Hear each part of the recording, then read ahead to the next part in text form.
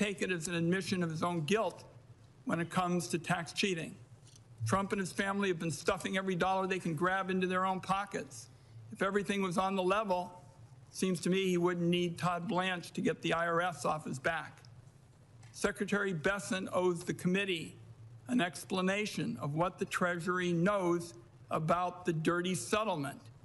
That's because his department was involved from beginning to end. Treasury was a defendant and a negotiator in the lawsuit. It was informed by IRS attorneys that Trump had no real case. And it sure looks to me like Treasury's top lawyer quit his job in objection to the settlement. This is an abuse of the IRS that goes way beyond anything that I have any familiarity with.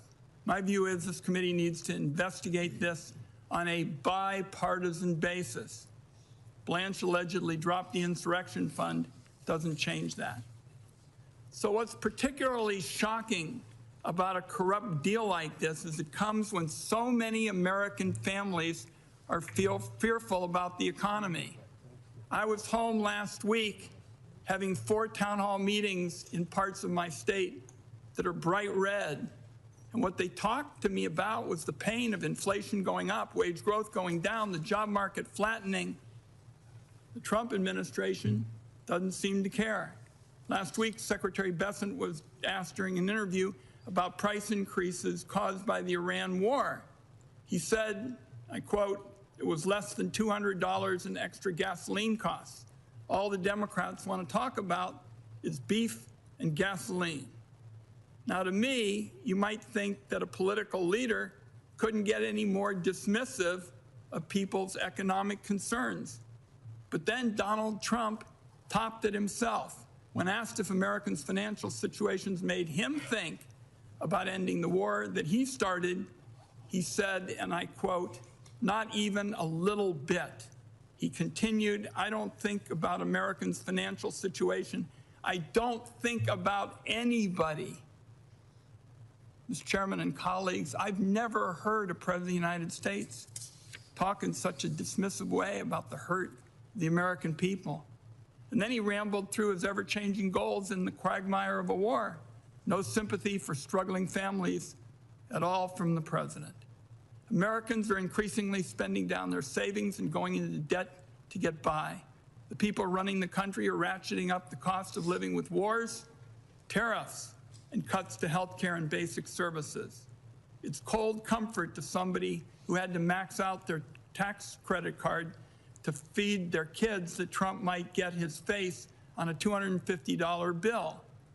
But that's the kind of priority that apparently the Treasury Department is focusing on these days. Even outside of economic matters, the Treasury Secretary is simply out of step with the American people. There's no better example than the fact that there's been a cover-up of the massive file of Epstein's financial records for a year and a half. This is part of the effort I've made. It's the only one to follow the money in the Epstein situation, and yet there's been a denial of access to committee investigators and lying in public about their significance. That subject alone deserves its own hearing.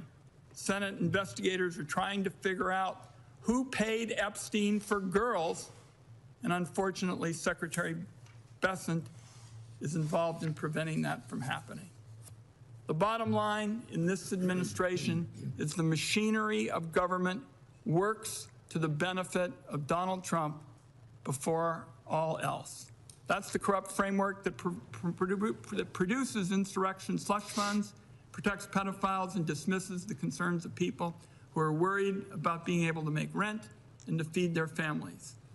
There is an awful lot for the committee to discuss today, Mr. Chairman, and I look forward to question and answers. Senator Crapo. Thank you, Senator Wyden. Secretary Bessent, you may make your opening statement. Chairman Crapo, Ranking Member Wyden, and members of the committee, thank you for convening today's hearing. I'm grateful for this opportunity to discuss President Trump's 2027 budget, which builds on this administration's progress in unleashing a new era of economic expansion. Could you pull the microphone a little bit closer? Sure.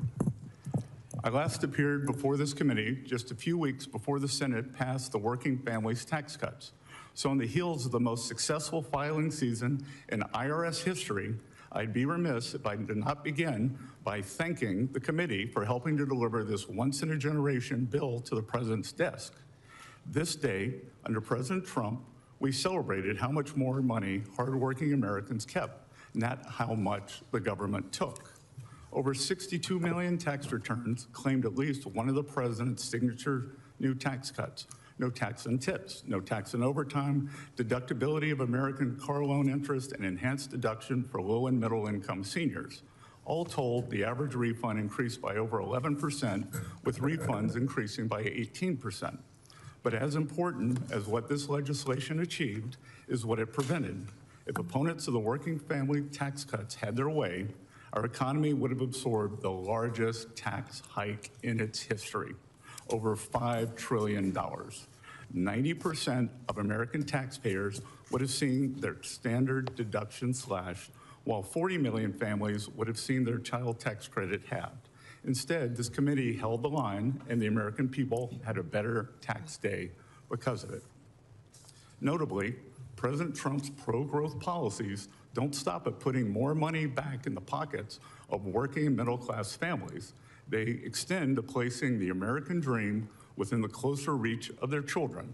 For context, nearly 40% of Americans have no exposure to our great U.S. equity market, no stake in the companies they helped to build. Trump accounts represent a profound reimagining of that arrangement. They will ensure that every American child can benefit from private ownership and compound growth, that every American child, in short, is born a shareholder.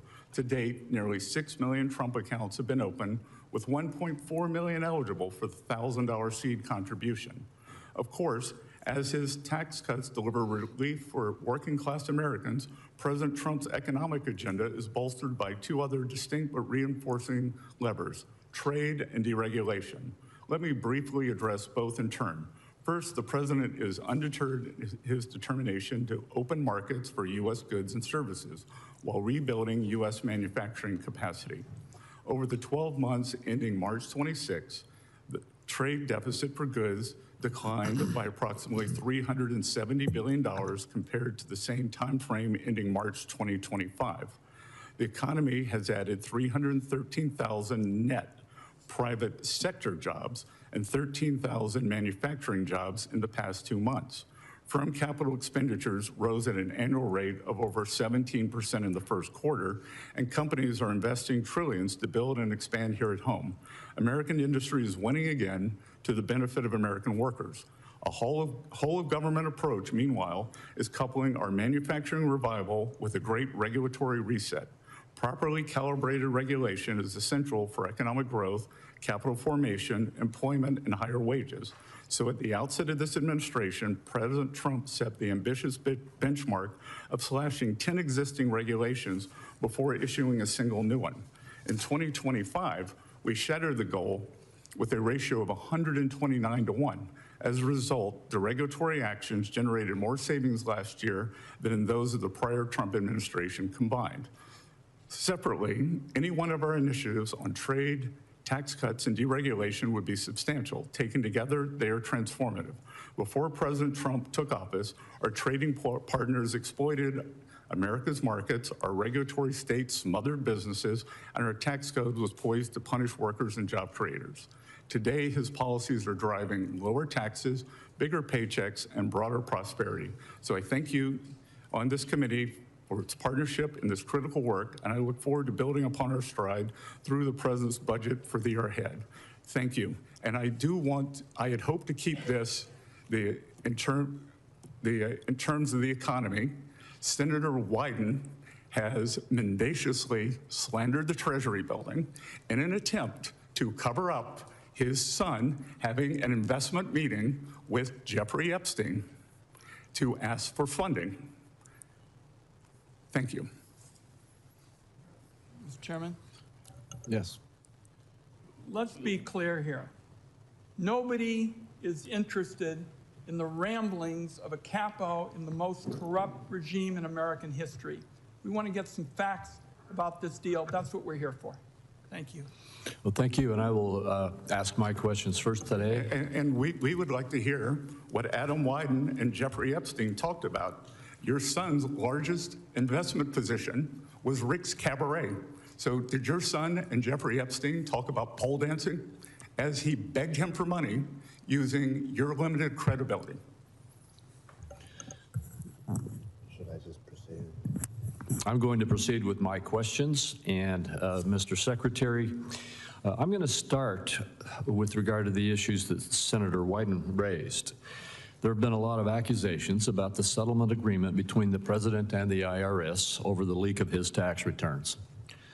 On Monday, the Department of Justice announced that it would abide by the district court's ruling in joining the creation or operation of the Anti-Weaponization Fund that was established under the settlement agreement.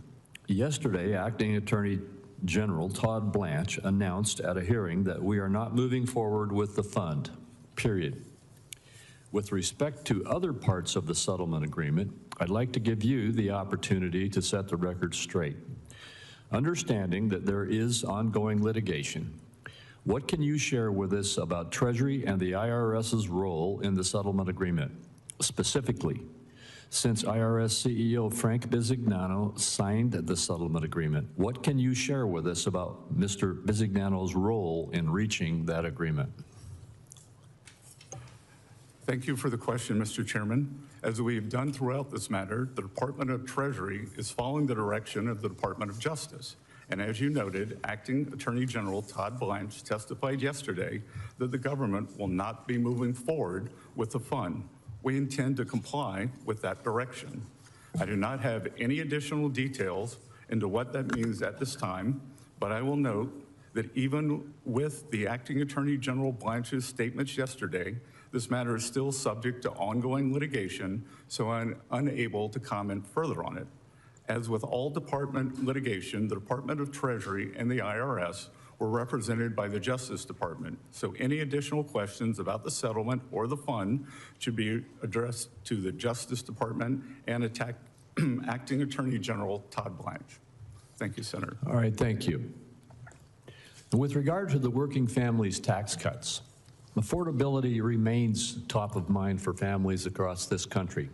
Last summer, Republicans acted to prevent what would have been the largest tax increase in American history and delivered meaningful pro-growth tax relief through the working families tax cuts, providing much-needed support to American workers and families. Can you talk about Treasury's work so far to implement this groundbreaking tax relief, and what parts of the law do you view as the most helpful in addressing affordability issues? Thank you, Senator. Since the working families tax cut was passed in record time on July 4th, I would describe the benefits as a barbell. On one side, we have seen for American business the immediate expensing of capital goods and factories, which have led to more jobs and construction jobs. On the other side, we have seen the president's signature policies: no tax on tips, no tax on overtime, reduced taxes on Social Security, and deductibility of American-made cars on the loans for those. 99% of the filers claiming any of those four deductions had incomes under $200,000, 90% had incomes under $100,000. We saw record tax refunds, and we are not able to measure the delta in the refunds because we can only calibrate someone who had gotten a refund the year before, so that we cannot calibrate if someone had paid in. And as I have traveled across the country, many people have said, paid a substantial amount last year, I've gotten a very large refund this year, and I think very importantly too, the certainty that our small businesses have gotten. Thank you. The Senate Finance Committee is engaged in productive bipartisan discussions on the taxation of digital assets. As the digital asset industry continues to grow and evolve, there's an increasing need for durable, common sense rules of the road that provide certainty for taxpayers, support innovation, and help ensure that the United States remains competitive in the global digital markets. Does Treasury support congressional efforts to develop comprehensive digital asset taxation? And in your view, what are the risks of continued inaction? both in terms of taxpayer compliance and America's ability to remain competitive in the rapidly growing digital asset economy? Senator, since President Trump issued his executive order, Treasury has been working tirelessly to implement the action on digital assets. We saw Congress pass stablecoin legislation, Clarity Act, which I would encourage everyone to get behind. Is very necessary to bring U.S. best practices onshore. And we work tirelessly in terms of custodying these assets and keeping them, making the U.S. the innovation capital of the world. Thank you very much. My time has expired, and I encourage all my colleagues to note when their time expires, we want to keep moving expeditiously. Senator Wyden. Thank you very much, Mr. Chairman. Secretary, yesterday, Acting Attorney General Todd Blanche indicated that the administration is not moving forward with the slush fund, but there's been no indication of what this means for the Trump alleged IRS audit immunity. So my first question is, does the IRS audit immunity given to Trump, his family, and his businesses still stand? I'd like a yes or no answer to that. You can ask me the question. You can't tell me how to answer it. So I got five minutes. I'm going to use them for these questions. Using up your time now, sir. As I said, I am unable to comment with this ongoing litigation. Okay. So that we understand what's at stake here. This immunity deal is the biggest scam against the taxpayer in American history. And Americans are going to pay taxes, and Trump and his clan won't. So we'll start with that. Now, my second question is, every president's tax return gets audited, Mr. Secretary. Who originated the May 19th addendum canceling Trump's audits? Was it Trump, DOJ, or Treasury? Again, sir, as Albert Einstein said, doing the same thing and expecting a different answer is the definition of insanity. You've given no answers on this subject, and that's why I'm going to ask these questions. And because, as I said, there's ongoing litigation. Does the DOJ have the authority to settle a tax dispute unilaterally? The DOJ acts as the attorney for Treasury and the IRS. So the tax code says the DOJ can only settle a tax dispute if you, the Treasury Secretary, first deferred the dispute to DOJ in the case we're talking about.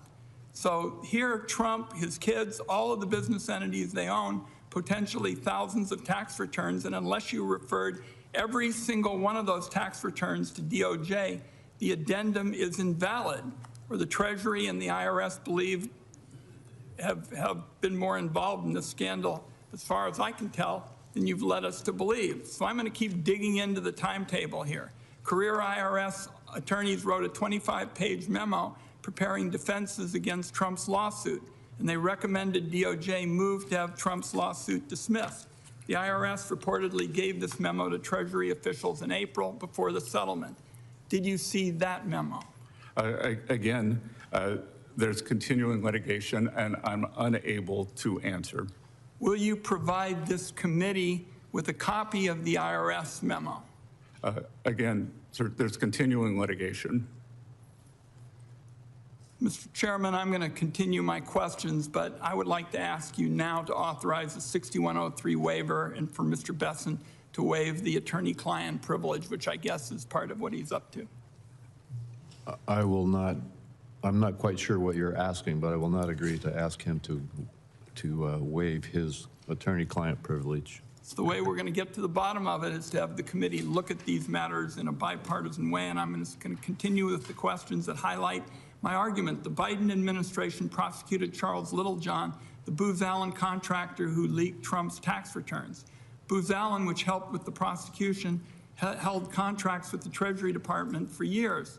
3 days before Trump filed his lawsuit this year, you abruptly canceled all the contracts. It is hard to see that timing be a coincidence. Did you know in advance that Trump was going to file a suit against the IRS? I did not. All right, I've written to you twice asking for records related to this decision. Both times you refused. I'll ask again. Will you send the committee all records documenting this decision so we can review this in a bipartisan fashion. Again, there is ongoing litigation, and Senator, how we got here was a violation of President Trump's 6103 rights. And it wasn't just President Trump. There were 400,000 tax returns that were leaked by Mr. Littlejohn. And I will point out that Mr. Littlejohn was not prosecuted to the fullest extent of the law. He was eligible to be prosecuted on 3 counts. The Biden administration chose light touch and only prosecuted him on 2 counts. We're going to continue these questions, and I come back to my point, Mr. Chairman, we need you to support this 6103 waiver so that this committee on a bipartisan basis, can look into a matter like this. When you're talking about the President of the United States, it doesn't get any more important. And I'll just close my opening effort to try to ferret out the facts here, Mr. Chairman, by saying, Mr. Secretary, this whole settlement, in my view, is the most brazen abuse of power ever in our history. And as of now, every American is subject to audit except Donald Trump and his family. I think that's absurd, and you've been dodging questions. Each one of these, you had a legal argument for saying nothing. And I suspect you cleared the way for Trump's lawsuit when you canceled the contracts, and I suspect people right up to the highest level of the Treasury Department had a hand in crafting this unbelievably corrupt gift of a settlement. And I just want it understood, colleagues, I want to work with every senator on this committee to get to the bottom of this, because we aren't getting the facts. And the Secretary, in spite of the fact that he owes answers to the American people, is just dodging and bobbing and weaving. Thank you. Senator Grassley. I'm going to start first with a comment and a commendation to the department in regard to a program that Senator Wyden and I have been involved in, and I think the department's doing the right thing, but I think you're getting pressure to change. So I want to commend you and the IRS for protecting the integrity of the conservation easement deduction by holding those engaged in abusive syndicated conservation easements, hold them accountable. These abusive transactions generally rely on highly inflated appraisals that result in taxpayer investors saving $2 in taxes for every $1 spent. So to be perfectly clear, these arrangements perverted a charitable deduction to turn a significant profit. In 2020, Finance Committee report that details Senator Wyden's and my investigation of these arrangements clearly shows that both the promoters and the taxpayer investors understood them to be tax shelters. So I encourage you and the IRS to stand by recent settlement offers and ignore those who I think are lobbying you to water it down. Good. Thank you for your comments, Senator. In 1981, at the time of growing deficits and elevated inflation, Fed Chairman Paul Volcker advised Congress to cut spending and to pursue pro-growth policies. He urged Congress to focus on reforms that would incentivize Americans, in his words, to invest, to save, and to work. The Working Families Tax Cut Law adhered to the Volcker approach. It reduced spending by over $1 trillion while making provisions of the 2017 tax law focused on spurring domestic investment permanent, like full expensing for new factories and factory improvements. How important has the working family tax law been in terms of promoting economic growth, job creation, and wage growth? Senator, it has been essential to the success that we have seen. For the past 4 quarters, the U.S. economy has grown at 2.6%. And that is despite the Democratic government shutdown in the fall, and that is despite the Iranian conflict, which will make our country safer. And what we are doing on the household side, as I said, almost 50% of the tax returns we received had one of the president's 4 signature policies. On the other side, the pro-growth, the tax policy for our corporations, immediate expensing of capital equipment, of structures, including farm structures, and the 100% expensing for R&D, and certainty, Senator. It is the certainty that allows both big and small businesses to be able to plan for the future, for hiring, for capital expenditures, and it is this capital stock and investment that generates high after-tax returns and increases productivity, and if productivity increases, or what increases real standards of living, sir. This will have to be my last question. You've been a proponent of targeting annual deficits of 3% of GDP, which roughly aligns with the post-World War II average. During the last 2 years, the Biden administration, we saw a deficit of 6.2% and 6.3%. In 2025, President Trump's first year in office, the deficit came in at 5.8% of GDP. How does President Trump's budget and deregulatory agenda ensure the annual deficit stays on a downward trend towards that 3% that you advocate? Senator, as I said all the way back as far as my confirmation hearing, we do not have a collections problem. We have a spending problem, and we have a growth problem. So if we can constrain spending and grow our economy, then we have the ability to pay down debt and get back to the 3% target, which I believe that we can achieve something with a 3 in front of it by the end of President Trump's term. Thank you. Senator Warner. Thank you, Mr. Chairman. Secretary Bessent, good to see you again. Good morning, Senator. Yesterday, the administration took an action that, again, I thought I could no longer be surprised, but I was surprised. The president put in Bill Pulte as the Director of National Intelligence. Now, I know it's not your area, but the whole law that was set up establishing the Director of National Intelligence was to make sure that this position was filled by someone a great deal of national security experience. Now, Mr. Pulte currently is within your domain. Do you know, does Mr. Pulte even have a security clearance? Senator, I do not. Okay. In being head of the FHFA, isn't that a full-time job? It's a very important position. Yeah. So the notion that Bill Pulte is going to remain as head of the FHFA and moonlight as the Director of National Intelligence, I don't understand. But to me, it seems insulting to the thousands of men and women who work in the intelligence community. Again, Mr. Pulte reports to you. Okay. No, it's an independent administration. Well, but within. Or let me just ask. Let me ask you this: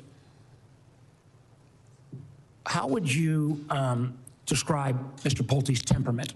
I spoke with Director Pulte yesterday and congratulated him and said I look forward to continue working with him on FHFA matters and wished him luck as he gets up to speed in D&I, and told him that we had several pressing issues on Iran. So you're totally comfortable with the notion that Mr. Pulte, who at least in press reporting, you've had quite a number of differences with, is going to be able to do both the Director of FHFA and the Director of National Intelligence? Well, sir, many teams squabble in the locker room and go out in the field. Okay. Well, Mr. Pulte has had a record of not respecting confidential information. He has weaponized mortgage information. I think everyone would at least acknowledge the factual basis of that, and the idea that he's going to suddenly be given the keys to the most classified secrets that keep our country safe. I just would have wished that someone in the White House would have gone to the emperor and said, on this one, you got no clothes. And it's an embarrassment. Let me get to another topic. agentic AI,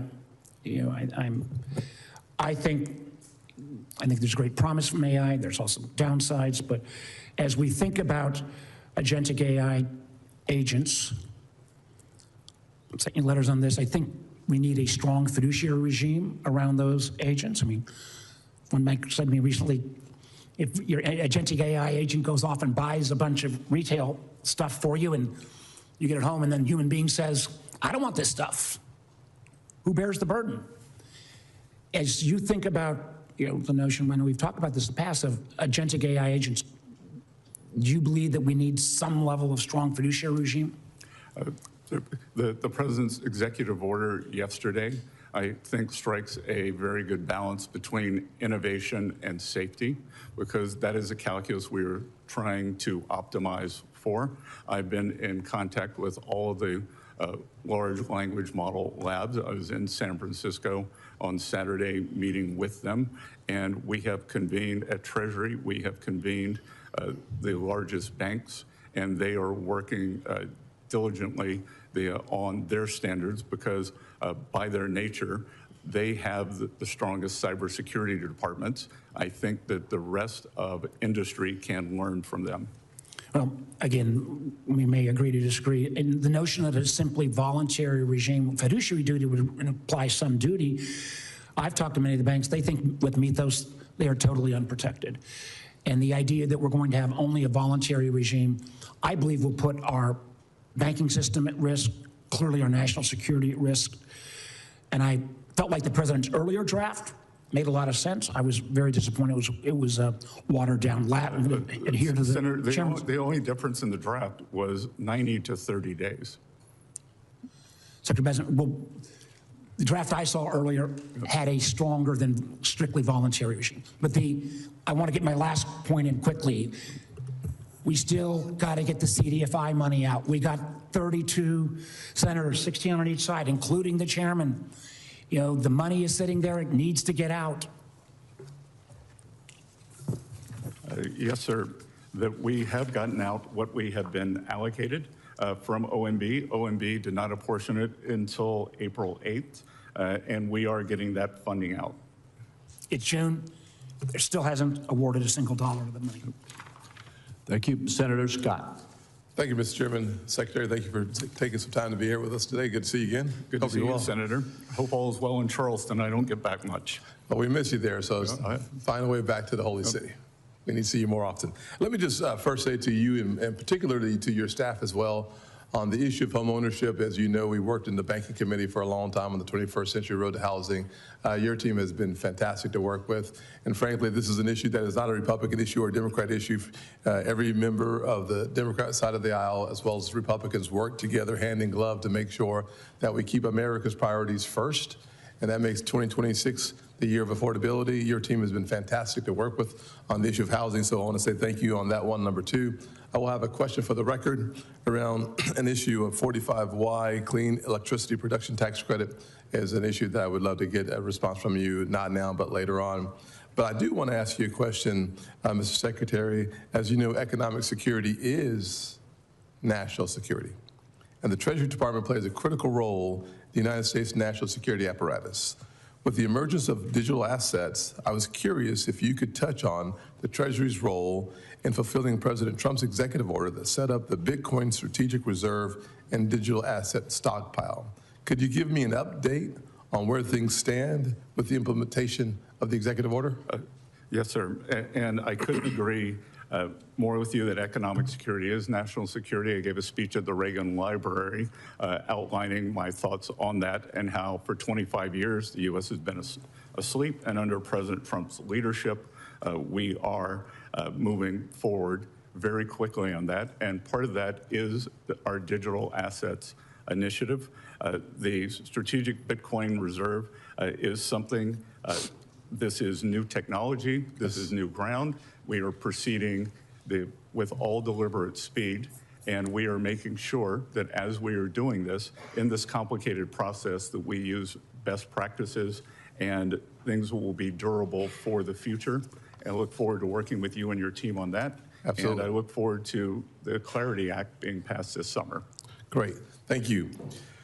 Another question on IRA accounts. President Trump signed another executive order, 14403, to increase Americans' access to IRAs for those workers who lack employer-sponsored retirement plans. Also, the order directs you to prepare legislative recommendations for building upon the TrumpIRA.gov. Do you have a timeline, something in mind that would be helpful for us to appreciate as it relates to perhaps a Trump Accounts 2.0? So, sir, we have the launch of Trump accounts on July 4th. Oh, good. And we are consumed with that. So they will begin July 4th is Saturday. They will begin trading and go live on July 6th.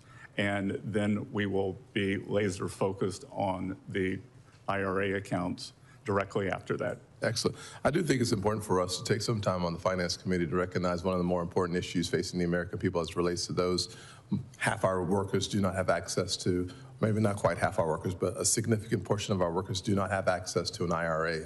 And frankly, having this focus from the administration, I think, is powerful and important and recognizes the importance of making sure that everybody has a chance to accumulate equity in this country, which typically comes through either home ownership, business ownership, or an equity position in the stock market. This approach provides access to that opportunity. And speaking of opportunity, as you know, it would probably be just inappropriate and shocking if I did not mention opportunity zones, because I do every single time I see you, because I do think it's one of those consequential pieces of legislation that has a generational impact in a positive way for the poorest communities in this country.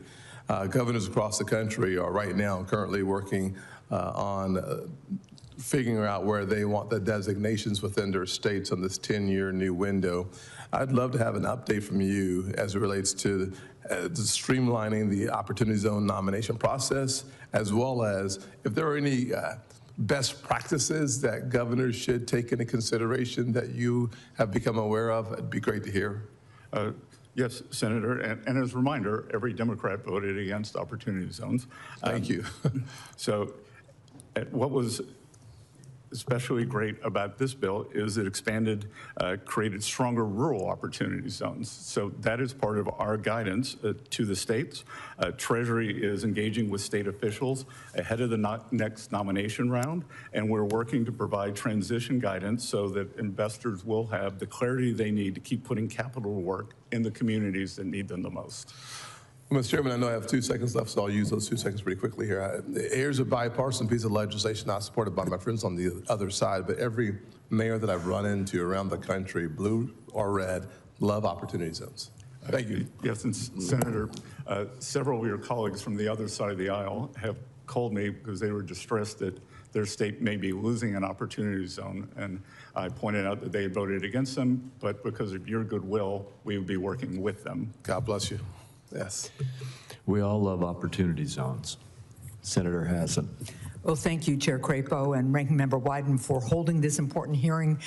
Good morning, Secretary Bessent, and thank you for testifying. Good morning. I want to start with a question that I think should get bipartisan support. The Treasury Inspector General for Tax Administration recently said that the Treasury could prevent $1 billion in fraud if Congress moved up certain deadlines for businesses to file information returns. This would help give Treasury the information it needs earlier in the year to stop fraudsters from stealing taxpayers' identities and their tax refunds. Will you commit, sir, to working on a bipartisan basis with members of this committee to advance this proposal and help the Treasury stop identity theft and fraud? We look forward to working with both sides of the aisle on that, Senator. Thank you very much. And just an observation, Mr. Chair, there's been discussion of a so-called settlement of a lawsuit between the president and the IRS. I just want to note that the so-called settlement is being challenged because of collusion, it appears, by the president and the IRS, to the point where I'm not sure a settlement agreement actually exists because a court is considering whether this is a legitimate lawsuit to begin with.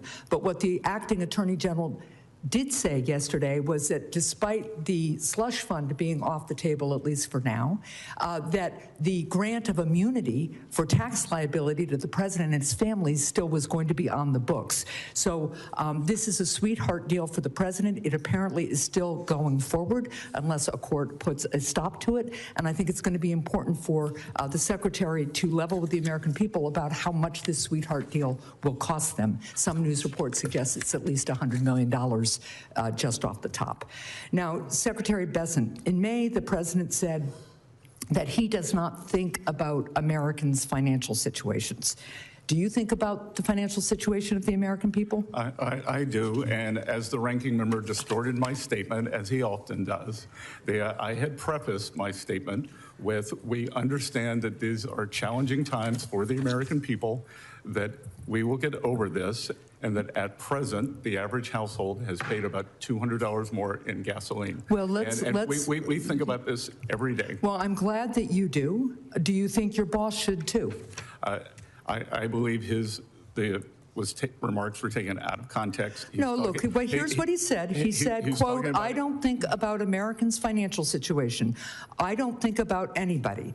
So I'm asking you, that's the direct quote, do you think about how the American people are paying more for gas, groceries, and utilities, since the president clearly said he didn't, and you speak with the president regularly, are you trying to tell him the truth about how much costs have increased for the American people? Well, Senator, I'm going to have to disagree with you on some of that, because I have groceries are going down, and to be clear, since President Trump took office, food prices, or as many people like to call them, groceries, food at home in the statistical data, is up 2.5%. When's the last time you were in a grocery store? Because my husband and I were just in one. And look, the average Granite Stater, is paid, let me be clear, the average Granite Stater has paid $3,000 more since Donald Trump took office for basic goods and services. Meanwhile, the country lost 100,000 manufacturing jobs in 2025. So do you tell the president this information or not? Again, Senator, except for inflation, which is, I believe, going to be a short-term blip, the economic data is very strong. The jobs data has been very strong. The manufacturing ISM has been very strong. No, actually, that's incorrect. So let's move on, because what's clear to me... Which part was incorrect, Senator? No, what is very clear to me is that neither you nor the president nor this administration are willing to acknowledge how much more people are paying at the gas pump, at the grocery store, in utilities, for health care, for all aspects of American life, nor have you acknowledged the number of manufacturing jobs that were lost in 2025. Now let's move on to another issue. Americans are paying 2.5% more for groceries since President Trump took office, which is half the annual amount under Biden administration. We're not talking about Biden. We're talking about this administration and its promise to lower costs, and the fact that this president says he doesn't care. Now, let's go on to it. Mr. Secretary, my time is limited. I'd like to reclaim a little bit of my time, because I have one more question. The administration has claimed that its top priority is lowering costs for American families, but the president instead continues to pursue vanity projects at a significant cost to taxpayers. He requested $1 billion for the White House ballroom, spent $45 million on military birthday parade, proposed a $100 million arch at Memorial Circle, and now Treasury is planning production of a $250 bill with his face on it. Mr. Secretary, how does the president's requested $1 billion ballroom or all of these other vanity products lower costs for American families or help constrain spending? Senator, first of all, you're incorrect. There is no cost to the American people. If there is a new bill for the ballroom, the decorative part of the ballroom is privately funded, and everything that you were talking about. The president requested $1 billion for the White House ballroom in our budget. He has spent $45 million on a military birthday parade. So look, it goes on outside my office every day. I've watched it progress, and it is national security matters that the $1 billion is for. That's ridiculous, and I think you know it. I'll yield back my time. Thank you, Mr. Chair. Senator Johnson. Thank you, Mr. Chairman. Mr. Secretary, I don't recall back in, let's say, June of 2022, when the average national price of gasoline was $5 a gallon. when we were experiencing 40-year high inflation, about 9%. I don't recall Democrats being all that exercised and coming to these hearings and battering the Biden administration officials of why, living is so unaffordable. Do you recall that back in 2022, 2023? Well, what I do know, sir, is that pyromaniacs like fire, so they can't stop talking about what they did. And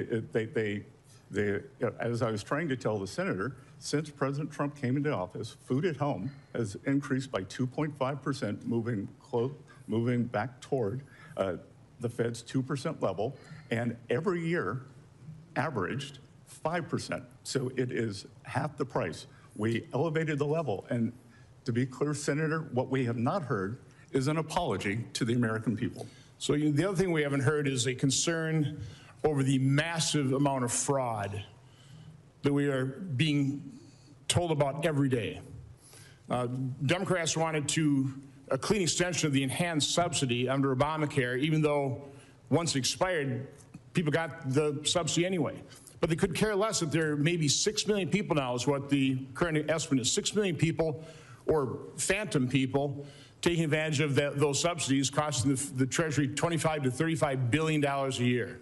No concern about that from the other side of the aisle. I want to focus on fraud. The lowest estimate on an annual basis comes from GAO at $250 billion a year. We had the CEO of LexisNexis that didn't realize they did this kind of research. They put the annual figure about $1 trillion. I think you've come up with your own figure. What do you estimate annual amount of fraud in the federal budget? At least $500 billion, sir. So again, this is a range of somewhere between 3.3 and 13.3% of our budget. A recent story, I heard it on the radio this morning, a fraudster in California in 1 year, from May 22nd to April 2023, $270 million of claims. He was paid $178 million in fraud in California out of Medi-Cal. Do you have any idea how much, okay, he's been prosecuted, he's been convicted. Do you know how much of that $178 million was recovered?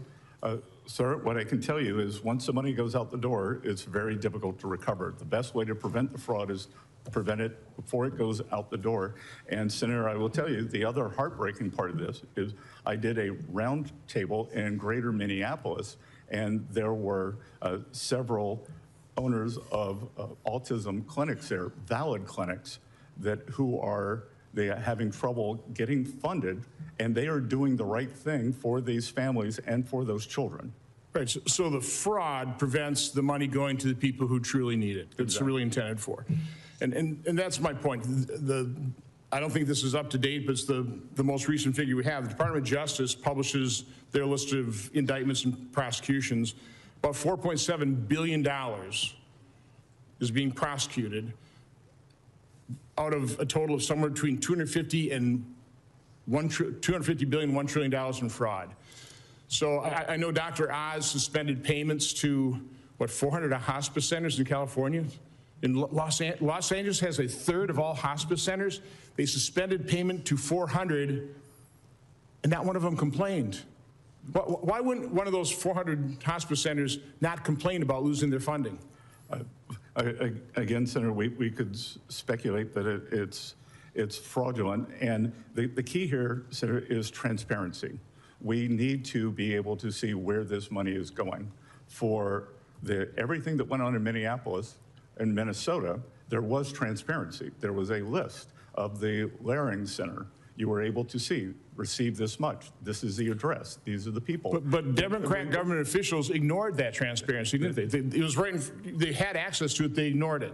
Well, they ignored that. But in many states, like New York State, Illinois, they refuse any level of transparency. I believe that's true of the governor of Wisconsin as well, refusing to turn over records on some of the welfare benefits that Wisconsinites get, correct? Should be a bipartisan issue, sir. So what can you do?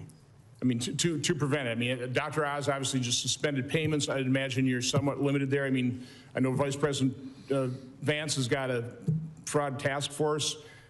we've got to get our arms around this, and we're not going to get any help from the other side of the aisle, so it's going to have to be done through executive action. What can you actually do? We are supporting Vice President Vance in this task force. There has been a new Assistant Attorney General appointed to do this, and this is an all-of-government effort by the Trump administration. Well, we wish you luck. It's crucial. Thank you, Mr. Chairman. Thank you. Senator Whitehouse. Thanks very much. Secretary, welcome. Have you identified any precedent in Treasury or IRS history for the agreement not to audit, investigate, or pursue any tax claims against the Trump family or businesses? I can't identify any precedent where 400,000 tax returns, including the people you just mentioned, and all of their employees were leaked in a violation of one of the most sacred duties of the IRS. So let me cut to that then. Senator. The leak was by a contractor. Can you tell me what contribution is being sought by Treasury or by the IRS for the harm done by the contractor? To a certain extent, your organization and the IRS are the victim of the contractor's malfeasance or negligence. What is being pursued by way of contribution by that contractor? Well, the ranking member chastised me for cutting the contractor's contracts off, and we have removed their contracts, their ability to do business with Treasury and the IRS. But there is no contribution into this particular case. Again, Senator, you weren't here earlier, but I'm unable to discuss most of this because of ongoing litigation.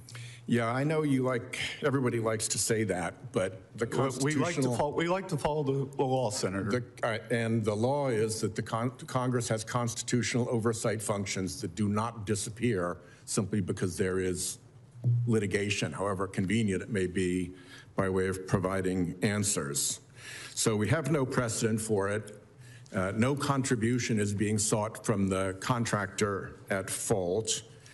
Was there any consideration to the government in return for the benefits of no audit, no investigation, no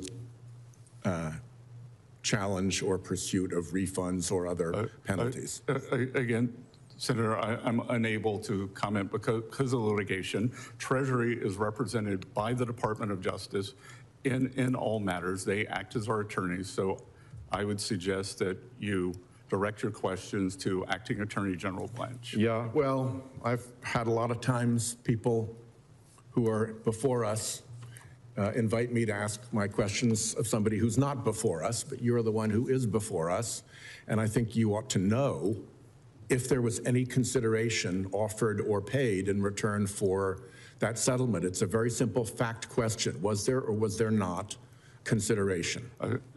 Again, there's ongoing litigation, and I suggest that you speak with the Treasury attorneys. If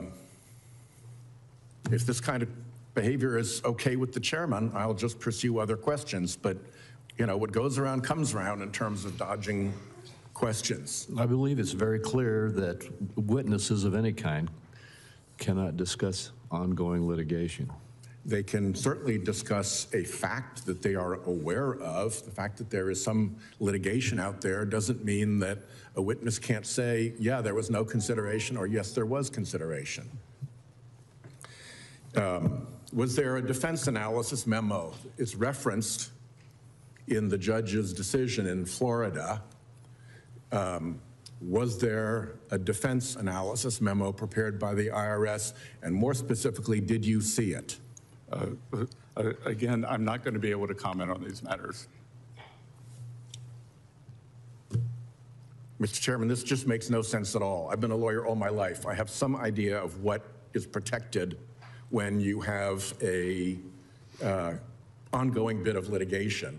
Whether this individual has seen an official memo from within his own department is a very simple question to answer. And I think it's completely inappropriate to have this game of dodgem be pursued without any consequences. Well, last of all, here's another question. Was there any analysis of what harm befell President Trump from having his taxes released when every president since Nixon released their taxes and he had promised to? Did anybody analyze whether there was actually any harm at all to him in those circumstances? So there was a crime. President's rights under 6103 of the IRS code was violated, and equally as important, 400,000 taxpayers had that right violated, including every employee of the Trump administration, the housekeepers at Doral, the greenskeepers, and the cashiers. And you're welcome to pursue all of that, but it it doesn't answer the question of whether the president actually suffered harm. And you're not answering that question either. Senator Cortez Masto. Welcome, Secretary Bessent. Let me ask you this on a separate subject. Federal law prohibits the image of a living person from appearing on a U.S. currency, and that includes the President of the United States. Isn't that correct? That is correct, Senator. Thank you. There's reporting that your U.S. Treasurer, Brandon Beach, and his senior advisor, Mike Brown, have been repeatedly urging staff at the agency's Bureau of Engraving and Printing to prepare prototypes of the note, a $250 bill with President Donald Trump's face on it. And in fact, in August and September, Beach provided Bureau staff with mock-up designs for the note, including one that shows President Donald Trump's face in the center of the $250 bill between the signatures of the president and your signature. It is also reported that the artist who said he designed the mock-up told the Post that he had spoken with Trump about it. Is it true that your staff is pursuing a mock-up of this bill with President Trump's face on it? That was in coordination with pending legislation in the Congress to change the requirement that a person must be deceased to be on the currency. So you're acting before legislation has even passed to authorize it, is that correct? Just as we did with the Working Families Tax Cut, we were prepared in advance. At Treasury, we do things in advance. My predecessors seem to scramble to do things at the last minute. So if the law does not pass, do you intend to still move forward without the authorization from Congress? Of course not. We will follow the law. Thank you. Let me ask you this question with respect to the agreement and the lawsuit settlement that a lot of my colleagues have been talking about, shielding the president, his family, and corporations from any future audits. You are the acting IRS commissioner, correct? That is incorrect. What is your position right now with the IRS? My term expired. So you have no position with the IRS whatsoever? The IRS is a bureau that reports to Treasury. When there is no commissioner, those duties float up to me. All right. So there's no interaction that you have right now or responsibility over the IRS other than the commissioner's there, the commissioner has free reign, and you don't have any authority to stop anything? No, there is no commissioner, so I assume those duties. So there is no commissioner, so you're acting commissioner? No, that's incorrect. Okay, so for purposes of the public, let's get it straight so the public knows your involvement. There is no commissioner. There's somebody that is acting. I had previously been the acting commissioner. Okay. Senator Warren, who likes to send me a lot of letters, was kind enough to send me a letter. Yeah, I'm just trying to figure out your role with the IRS. For the purpose of the public and transparency, what is your role currently with the IRS and your authority? I am performing the duties of the commissioner. Oh, so you are. Okay, got it. So let me ask you this, because you talked about not only Donald Trump and his family, but there were 400,000 taxpayers' information that was also leaked by Mr. Littlejohn, the contractor working for the IRS. Do you intend to give them the same immunity as President Trump and his family received? Again, you were not here at the beginning. I had a statement that I read to Chairman Crapo that I am unable to provide any additional details. Well, that's not part of the litigation. Due to litigation. That's the 400,000 taxpayers aren't part of the litigation. You have said there were 400,000 taxpayers' information that was also leaked. They're not part of that litigation. Do you intend to give them the same immunity that you gave Donald Trump and his family and corporations that were part of the litigation? Senator, you may have missed the first part of this, but Treasury does not give any of that. We are represented by the Justice Department. That's right. You're the acting commissioner. As acting commissioner, you had said earlier you had concerns about those 400,000 taxpayers whose documents were leaked by an independent contractor with the IRS. If you have concerns about those 400,000, do you intend, as acting or your whatever role it is you have as the IRS commissioner, do you intend to give them the same type of treatment? Well, we will follow the instructions and the settlement that was not part of the settlement. That was not part of the settlement.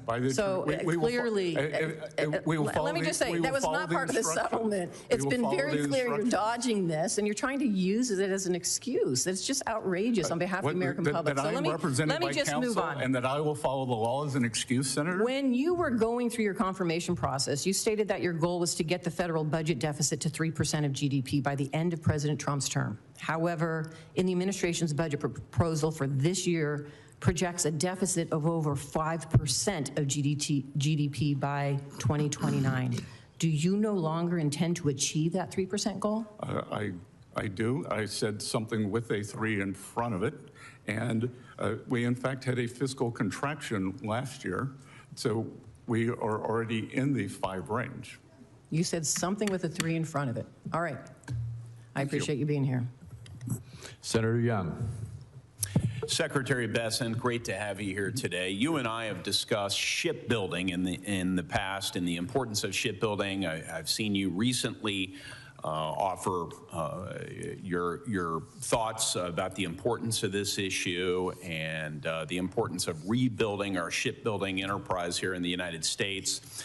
The president has also spoken quite forcefully about the threats associated with having a shipbuilding enterprise that is weak and unable to produce enough ships for the needs of our nation. In fact, his executive order on restoring America's maritime dominance and a subsequent maritime action plan, he highlighted with some specificity the challenges and the opportunities that we face. So I'm grateful for his leadership, grateful for yours, because we know China has invested heavily in this industry. They, of course, have a centrally planned economy in so many respects, and they've overinvested in their capacity. I've been briefed that China can actually build over 1,000 ocean-going vessels in a year. The United States built one last year, one ocean-going commercial vessel. For those who are skeptical of industrial policy, and I think that's a healthy skepticism, there's a reason we don't have a centrally planned economy, but from time to time, you need to deviate from the catechism. Adam Smith himself, the father of free market economics, identified shipbuilding as the one industry that a maritime nation cannot be allowed to have offshore. So you and several other members of the cabinet, Mr. Secretary, have highlighted this need to restore our maritime industrial base, but we know we can't do it without giving the President of the United States additional authorities, resources and authorities he needs. And that is why Congress, in a bipartisan way, needs to pass the Ships for America Act and pass it now. Mr. Secretary, how are you thinking about these issues, and do I have your commitment to work with Congress to start building ships in America again? So, Senator, as you know, President Trump signed an executive order to restore U.S. maritime capacity. I gave a speech at the Reagan Library on Friday where I talked about the critical industries that we needed to reshore, and top of mind there was the shipbuilding industry. And as important as the industry is the reservoir of knowledge that we have, should we get into a great power conflict. That's exactly it. we literally don't have, because of cheerful scenario planning in the future, we haven't thought through how we're going to repair all our Navy vessels and, if necessary, build new Navy vessels in a time of a long war scenario. Long war is a war that might exceed just a couple of months. So it's an acute issue. I agree with you, Mr. Secretary. So, Senator, we look forward to working with you to connect industrial capacity, logistics, resilience, and we want to work with you and your team toward this end. That's highly encouraging. I'll take you up on that, sir. I'm going to pivot very quickly to China's advantage as it relates to critical minerals, not just as it relates to the supply, but they've come up with a way to manipulate our markets. They shape prices, they restrict exports, they absorb losses, they create all this uncertainty that keeps private capital from financing U.S. or allied critical minerals projects. And I've come up with a solution to help address this. We call it the Secure Minerals Act. And Mr. Secretary, it's designed to create a and this would be a government corporation, and it would employ tools like loans, acquisitions, non-recourse lending, advanced market commitments, contracts for differences, and partner country co-investment. So all these different financial tools. But the goal is, of course, not to compete with or replace private capital. It's to create enough price stability and demand certainty to build domestic and trusted partner capacity. We want people investing in processing and digging new mines and all the rest. So, Mr. Secretary, as the administration considers tariffs on processed critical minerals and derivative products, my question is, should those tariffs be paired with a financing mechanism like the Strategic Resilience Reserve to make the capacity we need commercially viable? So through Exim Bank, we are working on Project Vault to do much of what you were talking about. And it is critical to have critical minerals. And as you said, the predatory pricing that China has done for 25, 30 years, just like in shipbuilding, critical minerals is one of the key industries that we're focused on.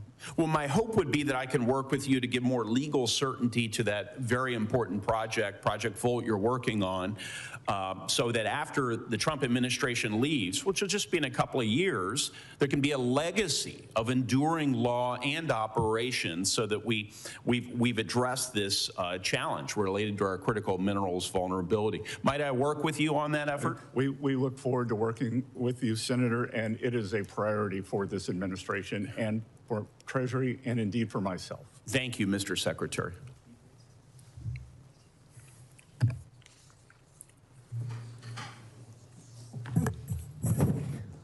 Steve, are you ready?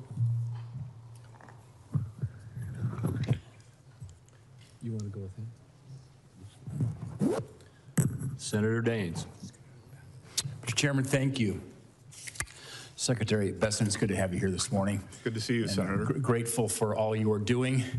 A steady hand of wisdom there in the West Wing as you are working and solving some of our difficult challenges we face as a nation. So thanks for your service and appreciate you being here today.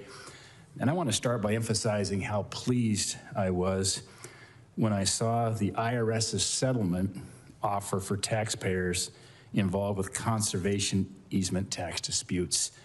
For years, I've been sounding the alarm here on Capitol Hill on the abusive, syndicated conservation easements that falsely were claiming a charitable donation solely to turn a profit. And I'm an avid outdoorsman, guy from Montana, protecting our farmers and ranchers and championing conservation is one of my biggest priorities as I represent the state of Montana here the past 13 years. I know this is a shared priority for you in this administration, which is why I commend you for your help in implementing and enforcing this settlement. So it's a thank you. Good. Thank you. I also want to thank you for your hard work as we worked together over much of the last year on the Working Family Tax Cuts Act that was passed and signed into law.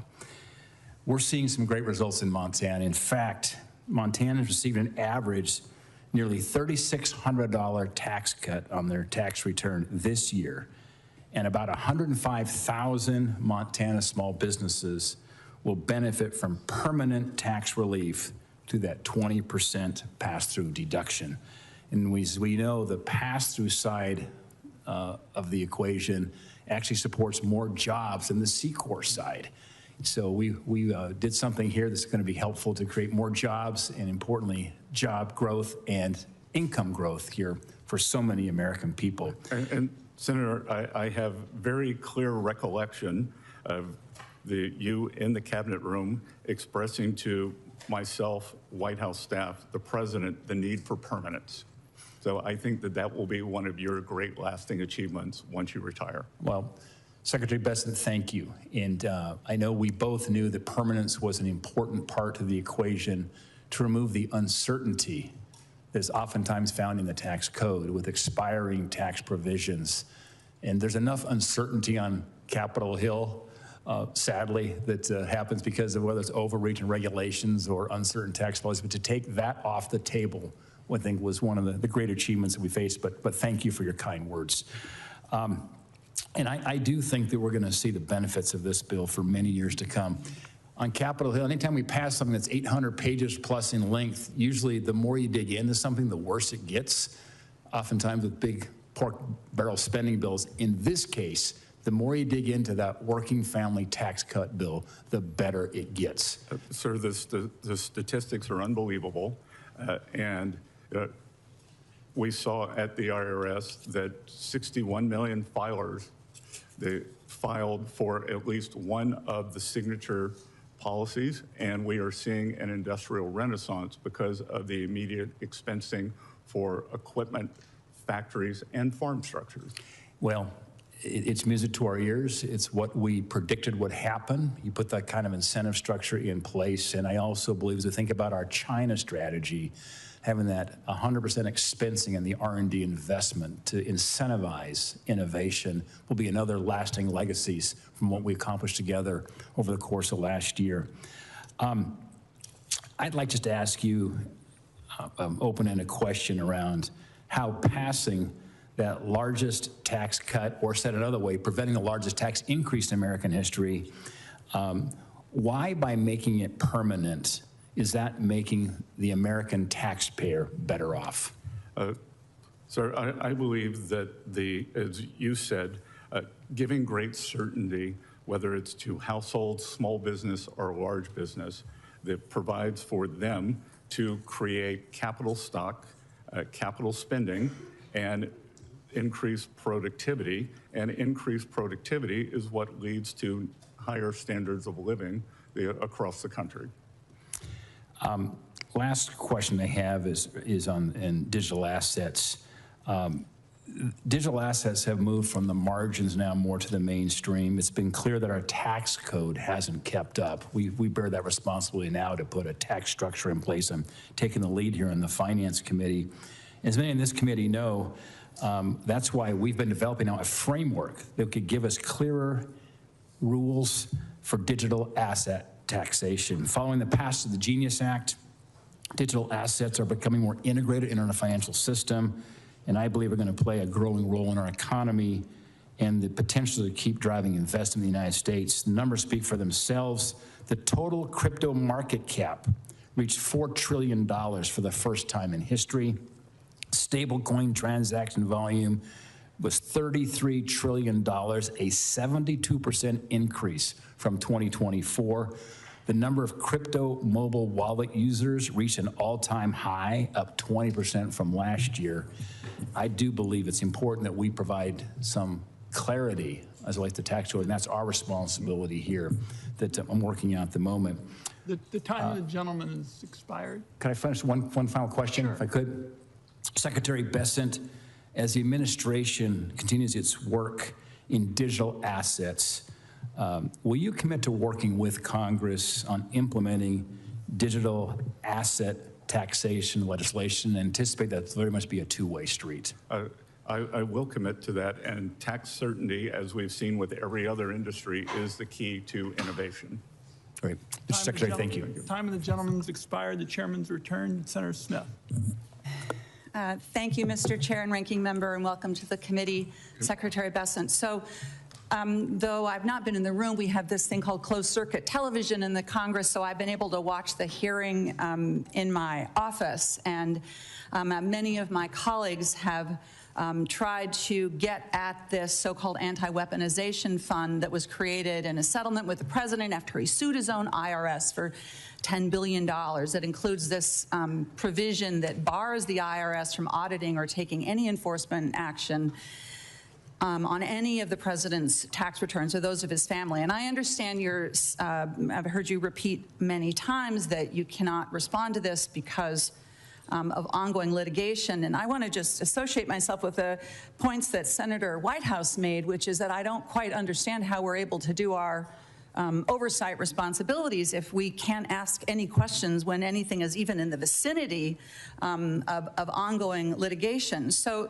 let me see if I can ask a question that I don't think has anything to do with the ongoing litigation. And my first question is this, Secretary Bessent, did Brian Morrissey, your former general counsel, ever raise concerns over the establishment of the anti-weaponization fund before he left his position, before he resigned? Again, that's attorney-client privilege, Senator. Pardon me? That would have been a privileged conversation. Well, let me ask this. Does Treasury agree with the Justice Department in thinking that the court decision blocking payments out of the slush fund was incorrectly decided? Again, we do not have agency in this. We defer the Department of Justice. They act as our attorneys, and they represent us. So you should refer any of those questions to Acting Attorney General Blanche. And okay, I'm going to come back to that, but do you at least commit to following any and all court decisions regarding the establishment or the administration of this slush fund? Do you see those court decisions as legitimate that you would follow? We follow the law. You follow the law, so that would mean that you would follow a court decision. You wouldn't have your own opinion about what the law is. You would follow the decision of the court. Am I understanding you correctly? We will always follow the law. You'll follow the decision of the court. We will follow the law. That's not what I'm saying. You know, Mr. Secretary, you've said that Acting Attorney General Blanche is representing Treasury and the IRS here. Would you have any, I mean, I'm wondering, Mr. Chair, if maybe the committee should call Acting Attorney General Blanche to appear before our committee if Secretary Bessent is unwilling to answer any questions about the IRS, which, as Catherine, my colleague, Senator Cortez Masto, established, is Secretary Bessent is overseeing. I don't expect a response to that, Mr. Chair, but I mean, I ask a question just reasonably. How are we going to find answers to these questions if we can't get them from the Secretary?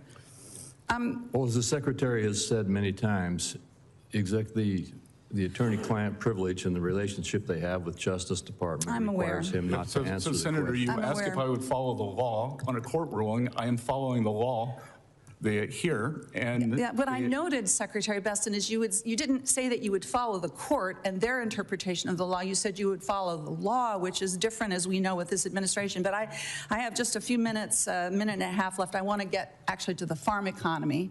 This is something that you and I have discussed many times, starting when you first came into my office. You called yourself a soybean farmer, though I think that Minnesota farmers would differentiate between wealthy landowners who rent their land versus people who actually do the farming.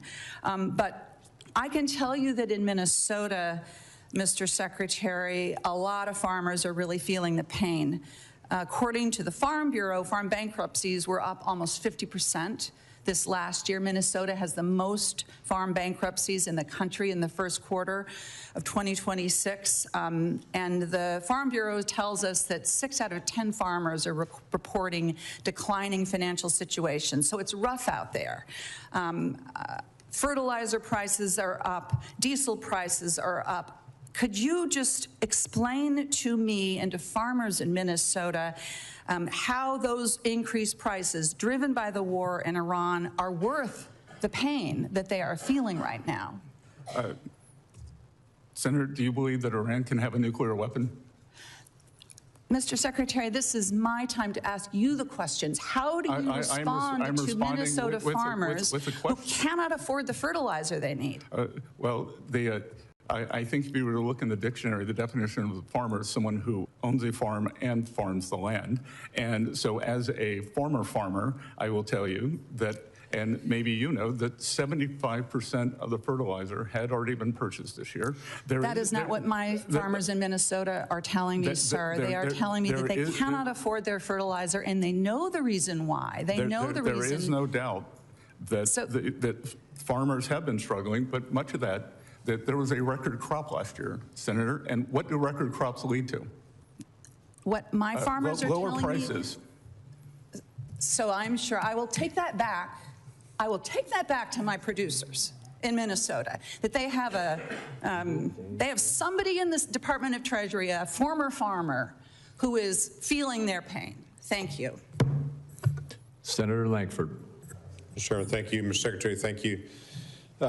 You know, a year later, after passing the Working Families Tax Cut Act, I have to tell you, it's been remarkable how fast Treasury has moved on implementation in a lot of the areas. We worked a lot together on things like full expensing and making that permanent and trying to be able to get that established long term. That makes an enormous difference for our farmers and ranchers that are trying to buy equipment right now to be able to do that expensing. Commodity prices are down, fertilizer prices are up. But I would tell you, fertilizer prices started spiking under the Biden administration, not in the past 2 weeks here, and certainly not in the past 2 months. Gasoline prices now are what they were during the Biden administration, a spike, and there wasn't a war in Iran. And under the Biden administration, we had 9% inflation during that time period. So there's been a tremendous amount of growth in the economy here, which I appreciate your partnership on. We've also worked a lot on the charitable donation side of things. And I appreciate the substantiation requirement information that Treasury and IRS has put out. That helps a lot of folks that are donating now to nonprofits and the work that we've done together. There is still work to do on the donor advised funds. There were some Biden administration regulations that came out that were directly targeted at the donor advised funds that have caused real problems. Those are folks that are directly helping nonprofits and charities all over the country on it, but they're feeling some real pain from some additional changes in regulation. So I know this administration has been very aggressive at reviewing regulations and looking at it. I would only ask you to review as well the Biden administration regulations on donor advised funds, because that's directly taking money away from people that need it the most and folks that want to be able to help. Senator, I will be happy to instruct our Office of Tax Policy to work with you and your staff on this. I know it's an important issue for you. It is. Thank you. Look forward to that cooperation together, just to be able to look at it, to be able to make sure the regulations work for every American. I want to talk a little bit about what you've done so far on the sanctions on drug smuggling, and specifically targeting all of these cartels that are in Mexico and in Central America and South America, and trying to be able to go after that.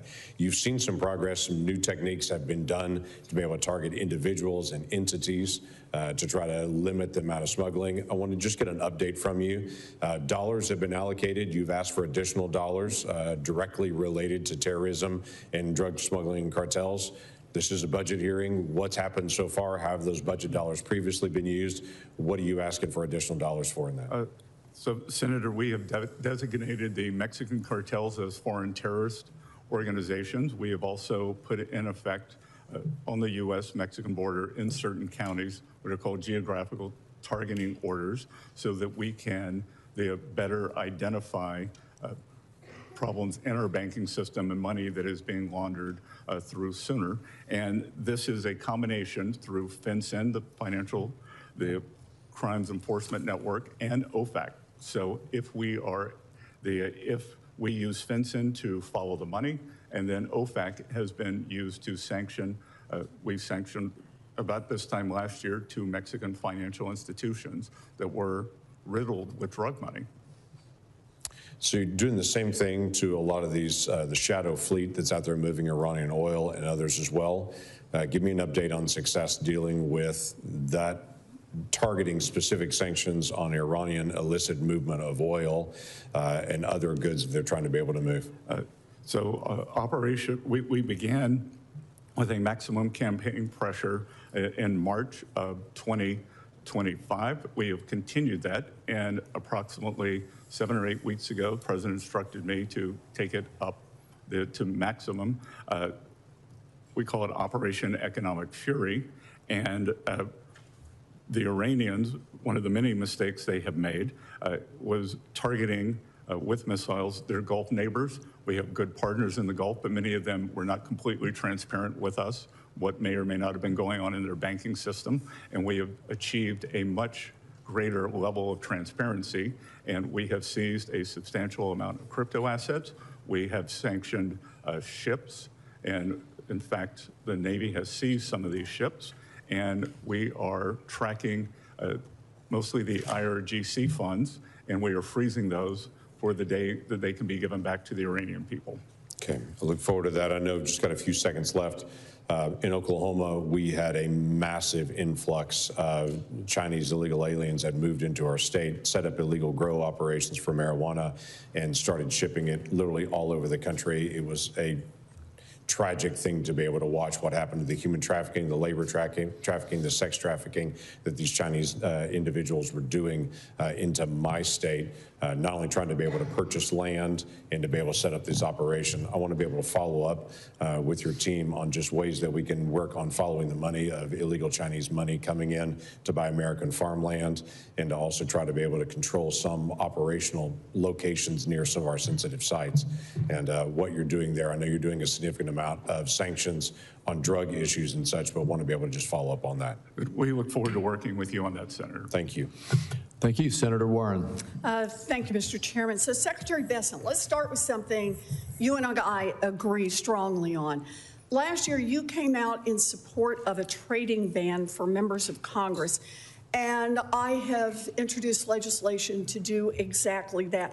You explained the need for a ban on our trading stock by saying, quote, you look at some of these eye-popping returns, every hedge fund would be jealous of them. And that, quote, if any private citizen traded that way, the SEC would be knocking on their door. Those are strong words from someone who used to run a hedge fund. Last month, President Trump's latest financial disclosures came out, and they show that he made more than 3,400 stock trades worth more than $250 million in just the first 3 months of 2026. That's roughly half of what all 535 members of Congress made last year combined. And the value of virtually every one of those stocks that the president traded in is directly affected by President Trump's official actions. So, Secretary Bessent, you and I agree that it is a conflict of interest for members of Congress to trade stocks. Do you also agree that it's a conflict of interest for President Trump to trade stocks? Well, a couple of things, Senator. One, President Trump is not sitting in the Oval Office engaging in a high-frequency trading strategy. Clearly, he had an outside manager who was doing that. And I think it's incumbent upon both houses of Congress to get their house in order before you move to the administrative branch. You think it's okay for the president to do this? Because let's be clear, you are a Wall Street guy, so you know better. The investments that President Trump has made are not blind. President Trump literally signed the 113-page document publicly listing all of his individual stock trades at the same time that he is making decisions affecting those stocks. So you're going to sit here with straight face and say it's not a conflict of interest for the President of the United States to do that? I'm going to say this body needs to get its house in order first. How about we get the White House in order at the same time? I would encourage you to do that. I don't trade in individual stocks. I don't own any individual stocks. My house is in order. Thank you. Senator, you're very Mr. rich. Secretary. Others on this committee can't say that, Senator. Let's look at some individual trades. On January 6th, Donald Trump purchased up to $1 million worth of NVIDIA stock. 1 week later, his administration changed U.S. policy and loosened the rules on export controls so that NVIDIA could sell its chips to China. Now the price of NVIDIA stock is through the roof. So Secretary Bessent, you said last year, if any private citizen traded the way members of Congress do, quote, the SEC would be knocking on their door. So my question is, should the SEC be knocking on President Trump's door to start an investigation over this trade? Again, if this body wants to ban individual stock trading, which I would advocate for yourselves, start there. And if you want legislative action to continue, that's your prerogative. So it's our prerogative. So you would support our saying that President Trump should be investigated over this? I would support our trade should be investigated and President Trump should be investigated. I would support you getting your house in order, Senator. And how about the White House getting its house in order? Again, would you support that investigation? Please lead by example. I would like to see the President of the United States lead by example. You say there should be an investigation when that kind of activity takes place. How about we start with the White House? Well, Let's do one statute. more. The President Trump bought tens of thousands of dollars worth of stock in Robinhood and the Bank of New York Mellon Corporation, known as BNY. On April 6th, your Treasury Department announced it had chosen the financial agent to implement the new Trump accounts program, BNY and its partner, Robinhood. Both stocks, of course, have risen since then. So, Secretary Bessent, let me ask you a different question. If these stock purchases that Trump made were made using inside information, would that be illegal? Again, I'm not a lawyer. I'm not going to speak to that. And I think... Would it be worth investigating? You don't have to be a lawyer. You're the one who said what should be investigated. Why don't we investigate many people on this committee, Senator? Many people. And you don't think the White House should have to follow the same set of rules that are already the law? I think you should get your house in order here. My house is in order. Thank you, Mr. Secretary. And you should have your fellow committee members, mostly on your side of the aisle, do the same. We need stronger anti-corruption rules and conflict of interest rules in Washington for everyone. And that includes the president and it includes Congress.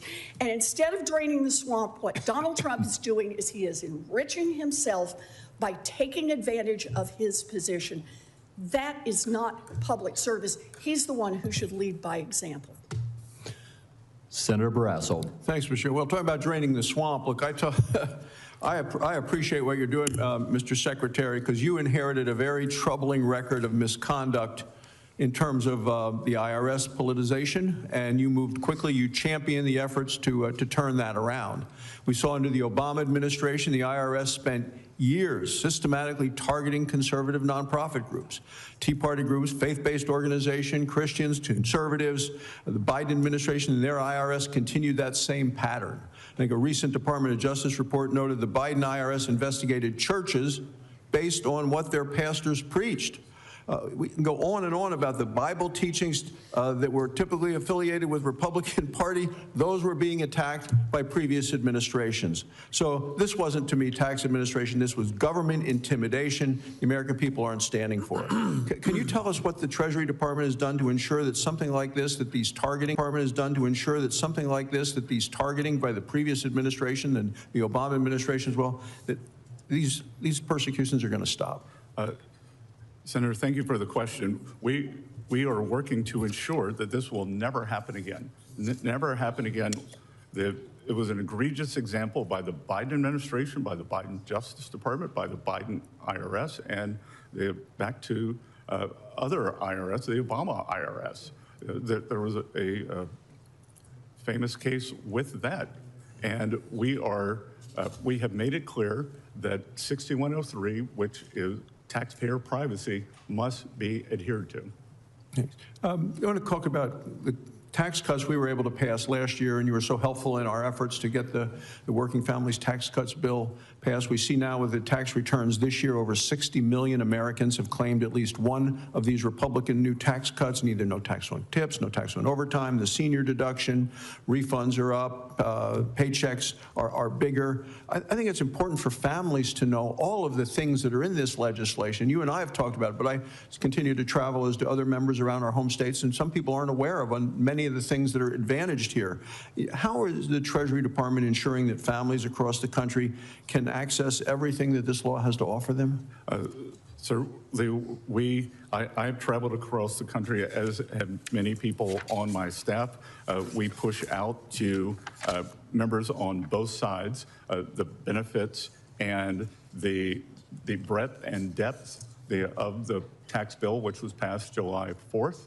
And we're on what I would call a carousel of pushing out the most important parts of the tax bill. For instance, on the school choice, we are working actively with states, red states and blue states, to make sure that dollars can go into those states, either for public, private, or additional tutoring. I want to ask about an issue of retirement security, because about 50 million Americans have no access to a workplace retirement plan. And in Wyoming, that's about 65,000 independent truckers, contractors, ranchers, other self-employed individuals, as we see all across the country. President Trump recently signed an executive order to try to change that, and it directs you and the Treasury to provide workers with access to low-cost retirement plans with matching federal contributions. Under your leadership, Treasury is working on legislative recommendations to build on this framework to help these individuals. What's your vision for helping closing that retirement coverage gap? We think that these IRAs for independent workers are very important. We are working to finish our guidance on the Trump accounts to get those up and running July 4th. Then we will be all hands on deck for this. And as you've said, we can see that the anxiety level for Americans in terms of retirement has never been higher. Social Security is the building blocks for that, and we are working to supplement that. And then a final question, and it's continuing the economic pressure on Iran. The president talks about maximum pressure. How does your budget help ensure that Treasury has the tools that you need to keep that economic pressure? We have a dedicated staff that has done a fantastic job of outlining the black market and the flow of Iranian, the oil and energy around the globe. We have frozen assets, we are holding those, and we have severely disrupted the Iranian economy and the Iranian war machine. We think that inflation may be over 200%. Their currency has collapsed. We believe that more than 50% of the Army is not getting paid, and that police are not reporting to the police station. Thank you, Mr. Chairman. Thank you. Senator Lujan.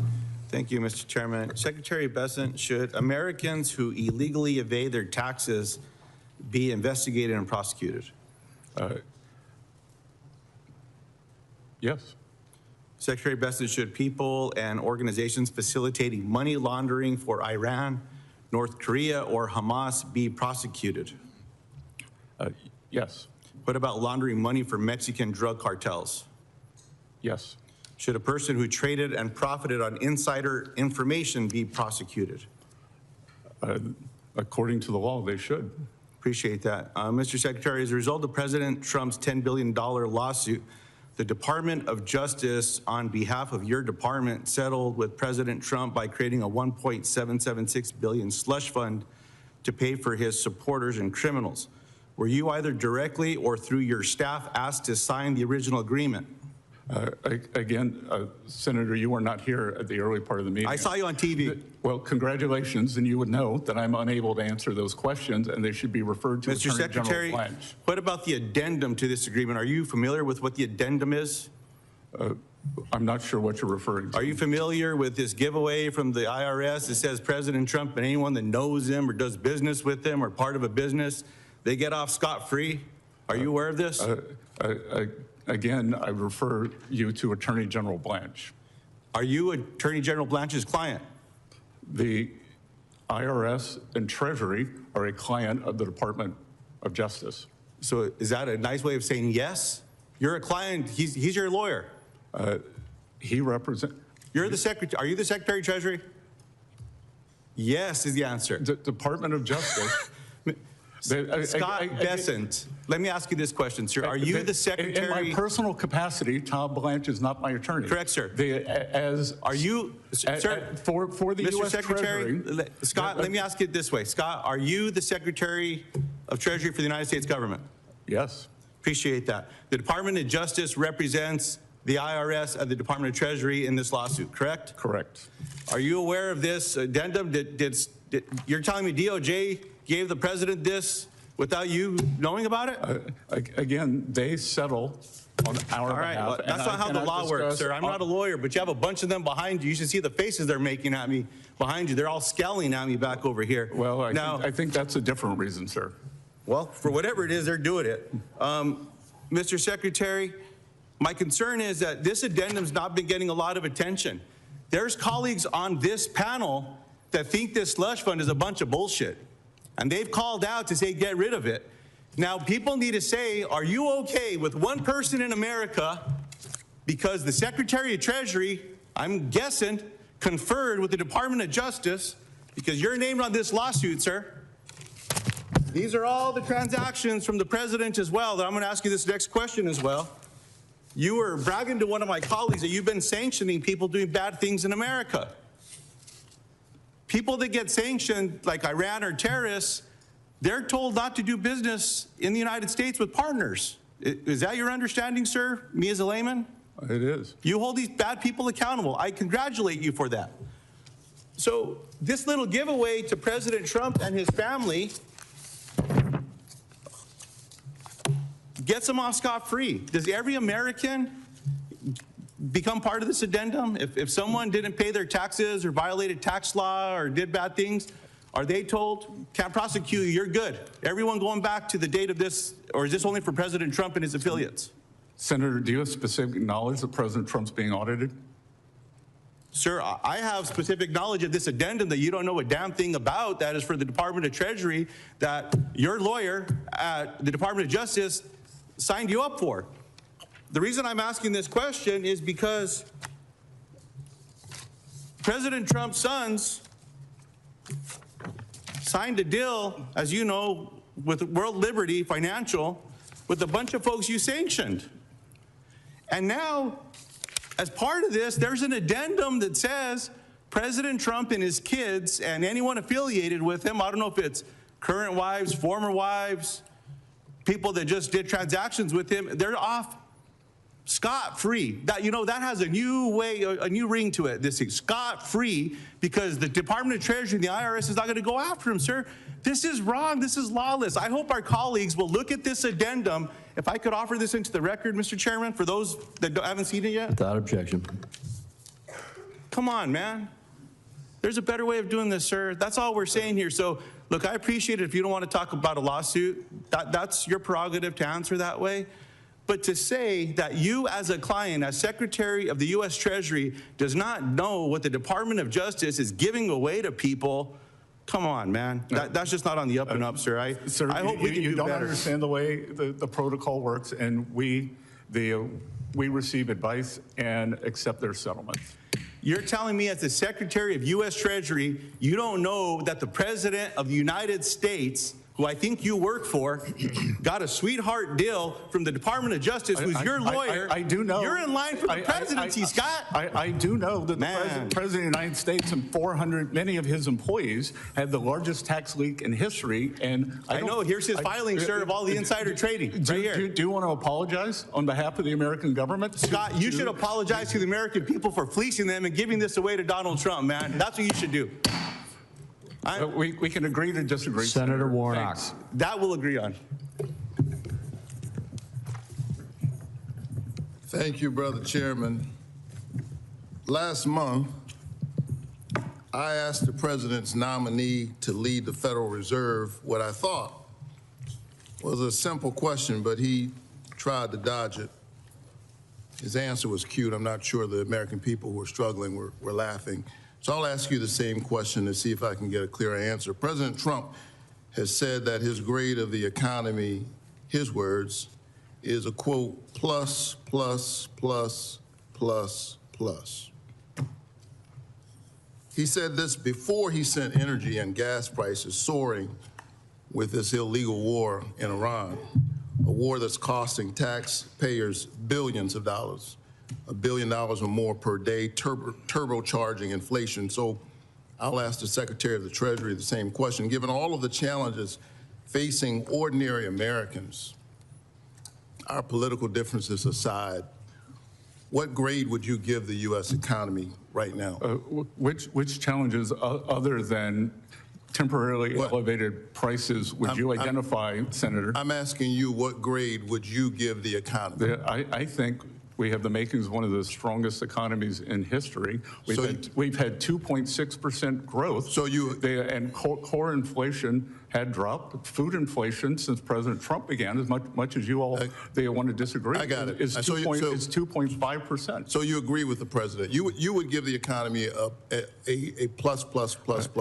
I think we have all from where you sit. I think we have all the makings for a very strong economy. I think that we have temporary elevated prices that will come back down. I got it. So you're telling Americans it's not so bad. Americans give the Trump economy a failing grade. You and I can disagree, but this is not about us. They give the economy a failing grade because they can't afford anything. Folks back at home at Georgia, whom I represent, are struggling. Let me finish. To just make their lives work. And they know President Trump's Iran war and the tariff taxes are only making things worse. Talk to farmers in Georgia, they'll tell you that. But I'm not so sure folks fully grasp the long-term crisis that's also brewing for our children and our grandchildren. Wars do not pay for themselves. And this year, under the Trump administration's economic policies, the $31 trillion national debt exceeded GDP for basically the first time since World War II. Think about that. Now, to be fair, debt did exceed GDP during the COVID-19 pandemic, but that was only briefly, as GDP crashed as a result of a once-in-a-century pandemic. The big ugly bill alone will add nearly $5 trillion to the national debt, something that I do care about, and I think it matters. I think it's interesting that Republicans talk about it when Democrats are in charge, but I haven't heard much discussion about the national debt lately. According to our nonpartisan scorekeepers in the Congressional Budget Office, it will add $5 trillion to the national debt. Do you still think that driving deeper into debt to extend billionaire tax cuts were a good investment? Sir, that 90% of the filers who availed themselves on President Trump's signature policies make below $100,000. And if you want to know who is responsible for the American people, you all torched them during the Biden administration. I'm not sure if you were part of that. But we had 21.5%. Look, Joe Biden has been out of office 2 years, and the fact that you all keep talking about it tells you everything. Sir, I'm asking you a basic question. Do you think that going into debt to extend billionaire tax cuts was a good investment? Yes or no? I disagree with the categorization of billionaire tax cuts when, in fact, most of the tax cuts went to working Americans. According to Senator, you are quoting the Congressional Budget Office, which according to the Yale Budget Office, the Yale Budget Lab. The Yale Budget Lab is a bunch of Biden hacks. Oh yeah, okay. Well, you should talk to the people in Georgia. They will tell you, sir, that whatever tax relief you think you gave them was more than taken up by these tariffs. They according to the Yale Budget Lab, the administration's tariffs cost families 3 times as much as they got back in tax cuts. But I'm not talking to the folks at Yale. I talked to the folks in Georgia. How about the Iran war, which is costing tens of billions of dollars and counting? You previously said we have plenty of money for the war. Wars increase the national debt. Is that spending still a good idea, sir? Yes or no? Sir, do you think it's a good idea to spend so that Iran cannot have a nuclear weapon? Sir, I'm not, sir, do you think it's a good, so you do think it's a good idea? I think the Iran war makes... I think just as many people historically, when President Obama was in office, said that Iran may not have a nuclear weapon. President Obama left office in 2016, sir. I know, but I'm saying there are many people in this committee who said Iran should never have a nuclear weapon at any cost. I agree with and that. They should not have a nuclear weapon, and they're closer thanks to this administration's policies. Absolutely and not, the sir. Strait of Hormuz is still closed. And you should tell the people in Georgia that this war is a good idea. I think they'll disagree. Thank you Senator very much, Cassidy. Hey, Secretary Bessent, thanks for being here, sir. We know Social Security is going insolvent in 6 years. Asked your predecessor in Trump 1 what was the plan to do about it, and he said that would be a second Trump administration deal. Now we're in the first half of the president's second term, and obviously we're now only 6 years away. At that time, we were like 12 years away from insolvency. Social Security will account for 20% of federal expenditures, and I was told once that it accounts for 20% of our long-term accrued liability, accrued debt. What's the president's plan to address Social Security insolvency? Sir, we have to get our short-term house in order first. We inherited a mess, 6.9%. If I may interrupt, and I don't mean to be rude. If we wait to get our short-term house in order, we will be 3 years away from insolvency. I've been working on this. It is amazing, since I've been working on this over the last 5 years, it is amazing how much it's already deteriorated. It's just amazing. In 5 years, it's gotten so worse. Are we really going to wait until we get, I'm not challenging, I'm just asking, are we really going to wait until we're not going to do anything? I'm just not sure about that. Yeah, and Senator, you got to crawl, walk, run. That with these deficits, with this debt that was run up in the previous administration, with 6.9% deficit to GDP, but highest ever when we weren't at war, weren't in recession, we brought it down to 5.4. We're going to continue moving. If I may, the Social Security Trust Fund is funded by the Social Security tax, which is segregated from general revenue. Now, if we speak about the debt and deficit, whatever I'm not touching that right now, except insofar as context, we have to do something. That is general revenue, but wherever that comes from. If we're speaking about social, that is segregated. That is a Social Security revenue problem and expenditure issue. So to me, that's segregated, again. So is there a plan to do anything about this segregated fund with a segregated revenue stream and a segregated expenditure pattern? Well, Senator, part of it is the revenues are, the source of the revenue is not segregated, because the more Americans who work, the more the higher paying jobs they have, the more it goes into the Social Security Trust Fund. I accept that, but that's an indirect effect. And is that the only plan the administration has currently to hopefully increase the number of jobs and the better paying jobs and hope that because I got a big spreadsheet on this. That is inadequate to address the problem. Every day, 10,000 boomers become eligible for social. And the drain on this is just incredible. It's just going down. That will not solve the problem. And again, I don't mean to be at all confrontative. I'm just trying to set the context. I remember my first visit to your office, you were kind enough to share the spreadsheet on a screen with me. Yeah, so I'm gathering that the administration does not have a plan to address, and I'm saying that not in any way except to say by your answers that the only response so far would be the indirect side of it.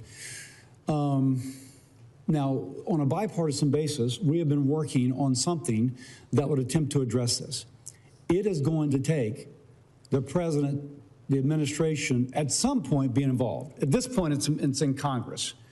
It involves creating an investment fund, much as we have already done with the Federal Railroad Retirement System, a plan that Senator Wyden voted for when he was in the House of Representatives that took the Federal Railroad Retirement System from going insolvent, and now it's paying benefits with fewer workers and more retirees and doing extremely well. It's also based upon what the Canadians have done with their Canadian Pension Fund, which was also going insolvent, and they've been able to address that. Can you, knowing that you'd have to vet it, but would the administration conceptually be okay working with Congress to find a solution such as this? Again, Senator, we will work on anything, but we are going to guarantee that the benefits remain as they are. I accept that. So in our plan, the senior citizen does not pay more taxes and the senior citizen does not get less benefits. And so but we do find a way that again, patterned after something that Senator Wyden has previously supported on the Federal Railroad Retirement System. And I mentioned Senator Wyden because, by the way, he's a ranking member on the committee, patterned after that has worked so successfully. But we don't cut benefits and we don't raise taxes for seniors. So if that's the criteria, I think, and hopefully we can get your support as we in Congress attempt to work on this. Thank you, sir. Thank you, Senator. Thank my colleague. Next up is Senator Blackburn. Thank you, Mr. Chairman. And Secretary, thank you for being here. I wish that everyone on this panel would have seen your speech at the Reagan Library on Friday. I think it would have answered a lot of questions, and it lays out your vision for where you think we can head economically. Well, Senator, I think it was a very important economic speech, but the mainstream media preferred to report on the $250 bill. So they're not serious people. Well, there are a lot of odd perceptions floating around. I want to talk a little bit about the working families tax cuts, because that is something we have all heard from the people we represent. I've heard from so many Tennesseans about this, and getting those bigger returns, having lower tax bills, that is something that has made a difference. And in particular, of course, the enhanced deduction for seniors, that's a provision that I had pushed. And having that $6,000 enhanced deduction, I think, was taken by 35 million Americans, and I think nearly 70% of them had incomes lower than $100,000. Is that accurate? Yes, Senator, and 95% of them had incomes under $200,000. And that is something that is putting money in the pocket of hard-working Americans and seniors who have saved all their life to be able to retire. I think it gives them great certainty. It gives them the great clarity in terms of the folks who do live on a fixed income. Well, we certainly have gotten a lot of positive feedback on that, and we look forward to seeing that continue. I do want to talk with you about penny production that ended last year. And of course, we have a company, Artisan, in Tennessee that made the pennies. And now they are, and you had talked about keeping those jobs in Tennessee, and Artisan is working on a zinc-based nickel that would save the taxpayer about $140 million a year. Because right now the nickel takes 13.3 cents to make, and there's legislation that is moving forward, the Common Sense Act, that would allow Treasury to use zinc for the nickel. And what I'd like to know is if the leadership at the Mint is making certain that they're doing the technical work in anticipation of this legislation passing that would allow the use of zinc for the nickel. Yes, they have begun preparation on that, and we look forward to working with you and to making sure that there is a smooth transition. Thank you. I appreciate that. I also want to talk about the R&D tax credit. And I have talked with Mr. Bisignano about this issue also. I've heard from a lot of our manufacturers in Tennessee, and they have continued to raise with me some misalignment that they see in this legislation. R&D, the way this tax credit is working, it does not allow manufacturers to do shop floor R&D. And it does not allow them to deduct the expense of the products that they are using in shop floor R&D. And we know that China is incenting R&D, and we have a lot of manufacturers and people that are trying to bring business back, and they're doing this R&D work in their plants. So I would hope that you and Mr. Bisignano can work together and get some clarity and provide some certainty for our manufacturers, and be certain that these individuals can utilize that R&D tax credit. Will you do that? I'd be glad to work with you and your staff. As I said at the Reagan Library, I believe that at one level we've lost the reservoir of knowledge by not doing this production. And I did a fireside chat last night for a group called American Compass. And I said the same thing, that somehow we separated R&D from the learning that goes on the factory floor. And I think that that is a big mistake, because so much happens during the process in terms of innovation. Thank you for that, and I appreciate your attention to it. I'm going to submit for the record one question to you on partnership audits that needs some further attention. Thank you for being with us. Good to see you. Thank you, Senator Blackburn. Senator Welch. Thank you very much. Mr. Secretary, I heard your comments earlier when I was watching, and I support opportunity zones. They've been helpful to Vermont. But number two, I want to talk about what I think is a looming crisis that gets far too little attention in this Congress, and that's the national debt. And I know you're familiar with this, and I'm just going to show the chart for others. The projection of the debt, first of all, January of 2025, it was 36.2 trillion. It's now 39.2 trillion. And as you can see in this chart, the trajectory of this debt is just going up and up and up. And the CBO right now says that debt held by the public is 99% of the gross domestic product, is scheduled to go up by 2030 to 20%. And we're now paying interest, as you know, probably better than anybody, of $970 billion. So taxpayer revenues are going $970 billion to debt that exceeds our military budget. And obviously means that we can't spend it on other things that folks in Mr. Crapo's district and folks in my district need. The federal interest payments rose to 18.5% of all of our revenues.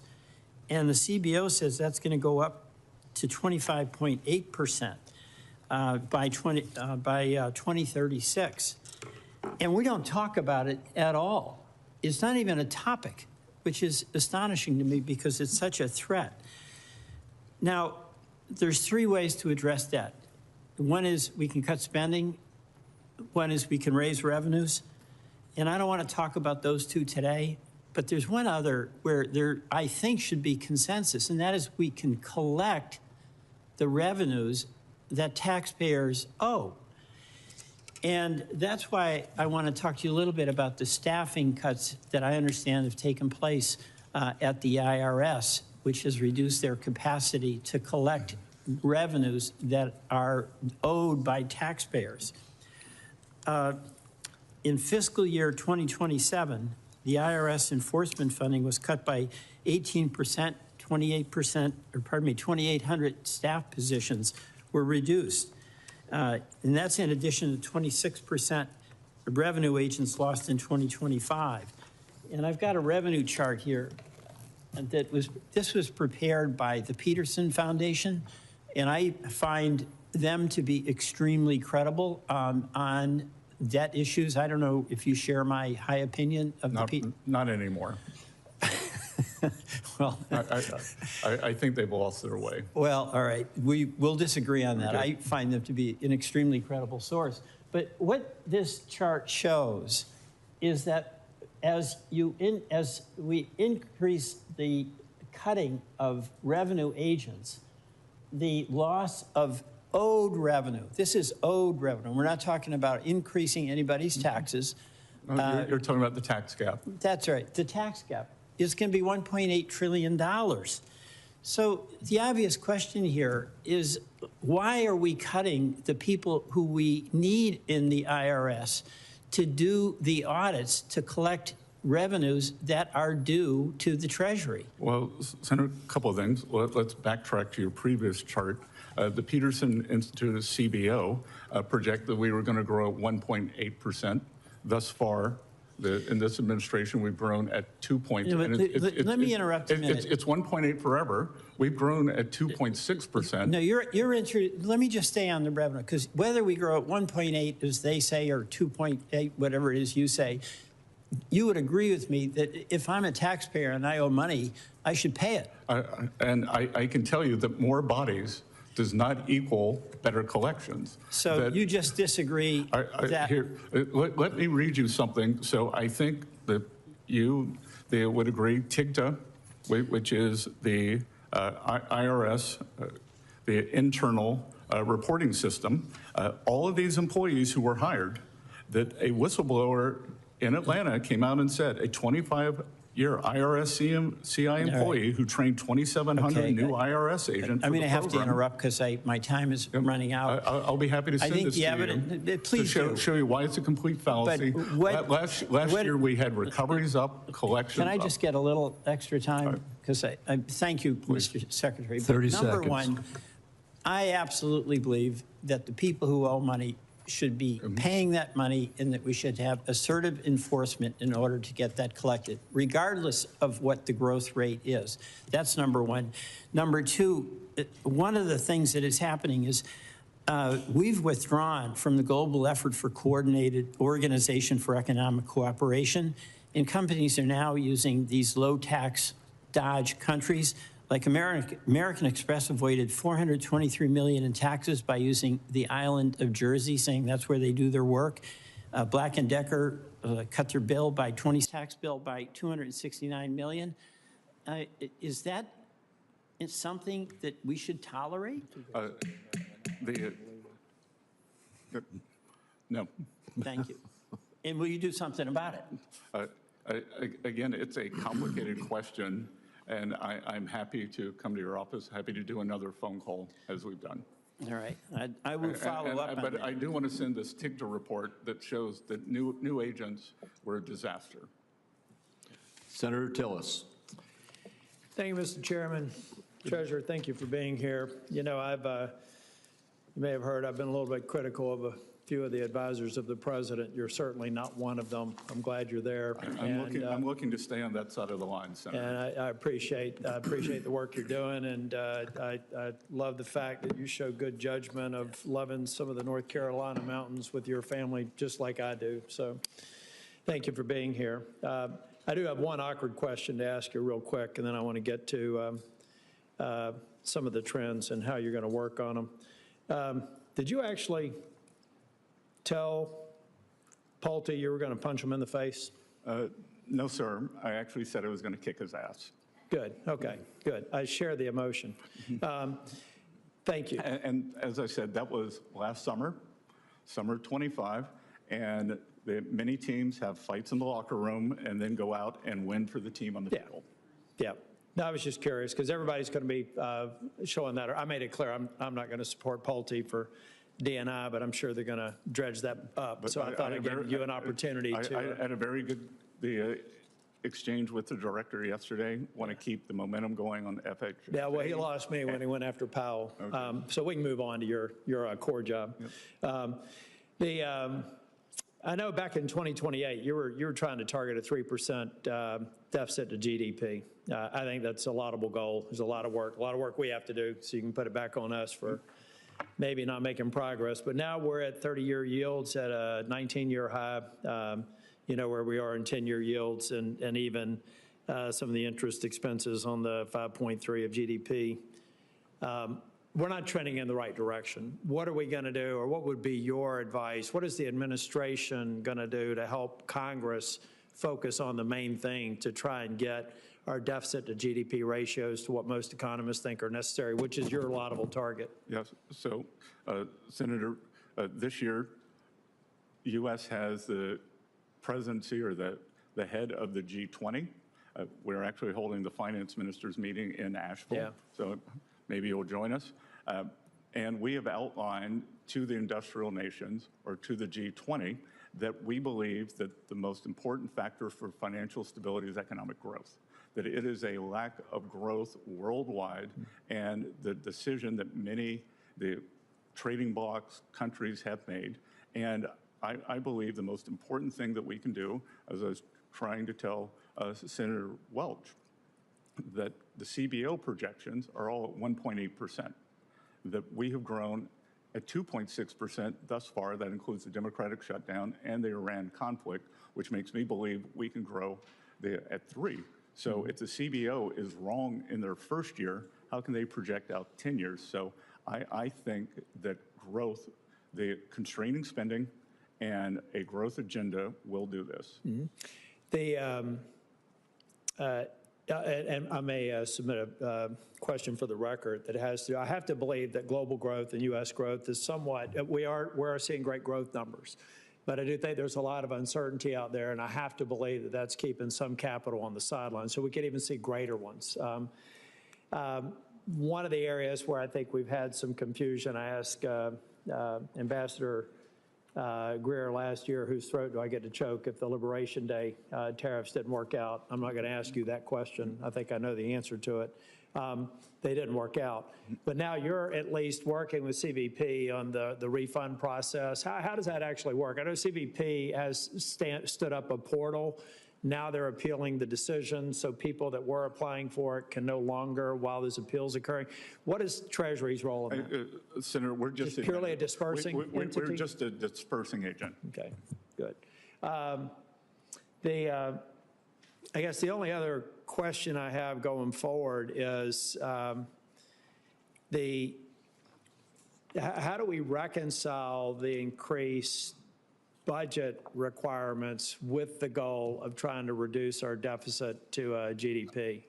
Is it just something we got to put on hiatus now because we're dealing with high priority items, or how do we talk and chew gum at the same time? Because we have a pretty massive increase in defense spending, which I'm generally supportive of, but we have no way to pay for it. It's one of the reasons a few years ago I was one of only 9 people that voted against a $1 trillion veterans bill because it had no pay for. So how are we going to get to these things that are important but actually pay the bills at the end of the day versus putting my grandkids in debt? Sir, you met my children. I hate to put them in debt. And there are priorities because with the defense budget, if we don't have national security, I think it's very linked to economic security. And I would like to see, as I said, something with a 3 in terms of deficit to GDP by the time the president leaves. I think one of the things that is the result of the working families tax cut is the immediate expensing of equipment, factories, and R&D. And what we were seeing there is this is not a giveaway. This is creating productive capacity. So the way to think about it now is that as we are not getting the tax revenue because a corporation, small business, has immediately written that off, we are increasing productive capacity, which I think is almost like the slingshot effect, that we will start getting it in the second year, the third year, the fourth year. Thank you. Thanks. Thanks. Thank you. Senator Cantwell. Thank you, Mr. Chairman, and I know it's been a long day because I've been in a long hearing on the other side, just on the other side of the hallway, but thank you for holding this hearing. Good to see the Treasury Secretary here. I want to express my concerns about the Trump settlement with the IRS. I think taxpayers need to know that well-connected are not given a free pass. I would love to talk to you about Jones Act waiver tax parity. I'd like to talk to you about the fact that we have an insolvent highway trust fund, but I really want to ask you where you see this landscape now with China having been very active in the Chinese meetings and this issue of trying to move on from the tariff debate and get the Chinese into a manufacturing purchase specifically of aviation aircraft. And so I know that this is something that the administration and you have been personally involved in. And I just hope that as we look at pushing China to make big purchases, I mean, I think it's kind of crazy that if they want to be successful, why not do what Emirates is doing in the Middle East? Why doesn't China Air become the big deliverer of an air transportation system in the Far East and do it with a fuel-efficient plane? So what do you think the chances of that continuation of getting this on track and getting, when the president comes here, to have some success? Yeah, so Senator, I think after a rocky period that we have very good stability in the relationship. As I've said many times, we don't want to decouple, but we need to de-risk. There are many industries we need to bring back, whether it's semiconductors, critical minerals / rare earths, our precursor medicines and chemicals. That it's unacceptable that we rely on China for many of those. Thus far, we have seen a willingness by the Chinese. They are very interested in the Boeing purchases. They agreed to 200 airplanes during the visit. We will see if they commit to a larger number when Xi Jinping arrives in Washington. And the other thing that we are pushing for is for the Chinese to open their economy, because what has happened, we have this probably the most imbalanced economy in modern history, and it is hurting their households to the benefit of their manufacturing sector. China runs a massive budget deficit of about 10% of GDP. 4% goes to industrial subsidies. And if they move some of that over to the households, which we brought up with Chinese leadership during the visit, then there would be much more demand for not only American industrial products like great Boeing airplanes, but the more American goods. We have formed a board of trade, and we will be looking at non-critical industries or non-critical things that we can trade with each other tariff-free. How will that work? I mean, I'm for the tariff-free part for sure, and particularly, another issue, we have both very high-end manufacturing like aerospace, but we also have a lot of seafood in the Northwest, and China consumes something like 45% of the world's seafood, and I guarantee you that market isn't open wide enough for our products. So how would the Board of Trade help us with that? That's exactly what it's going to do. It's going to say, if we pick a number, 30 billion by 30 billion, what are 30 billion of things that non-critical industries, non-critical things, fireworks, Halloween costumes, very low-end consumer items that we do not want to reshore, that we want to buy from them, and what are things that they would like to buy from us? The seafood, maybe energy, and then we will both agree to that basket on either side will have no tariffs.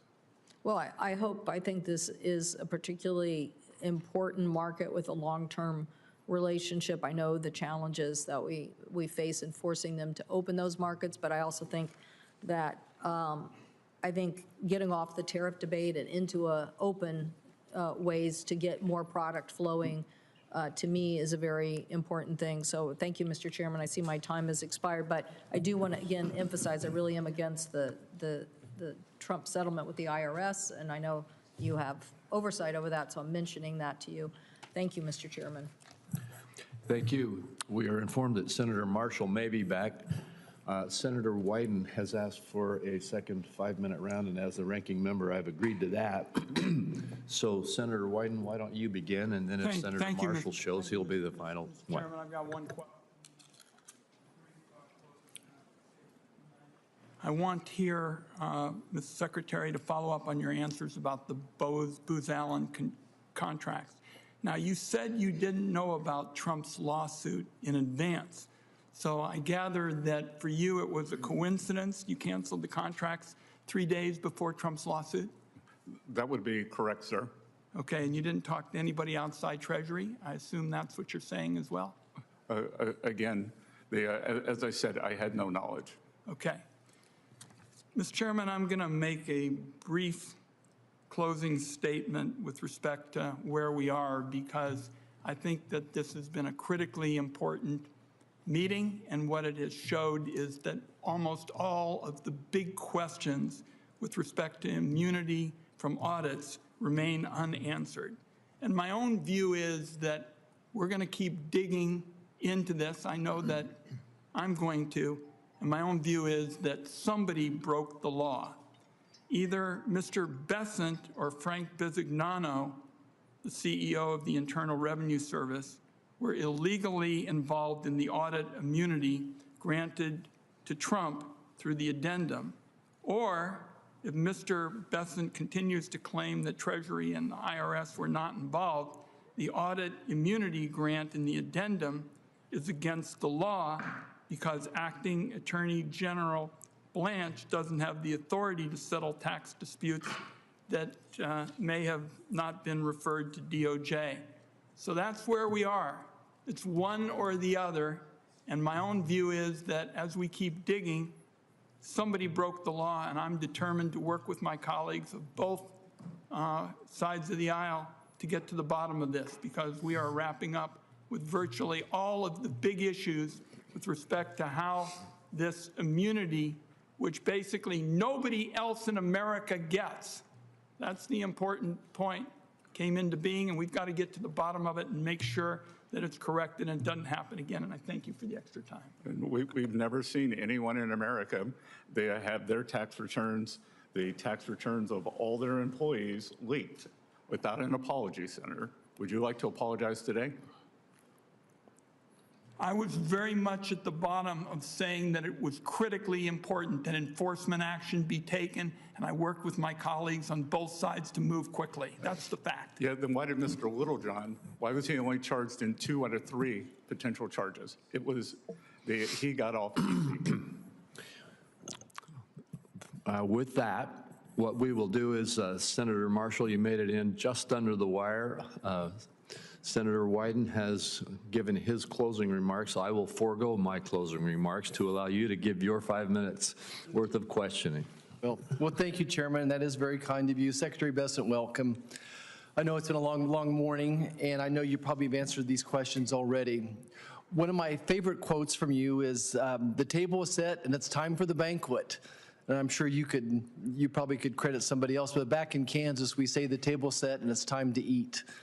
I want you to know I've been all over the state of Kansas, and especially manufacturing is growing, that there's new opportunities there. And I think a lot of it is from the Working Family Tax Cuts bill has made that very possible. What I love about your background is you're a business person that's come to Washington, D.C. What are you seeing happening with manufacturing because of that Working Family Tax Cuts bill across the country?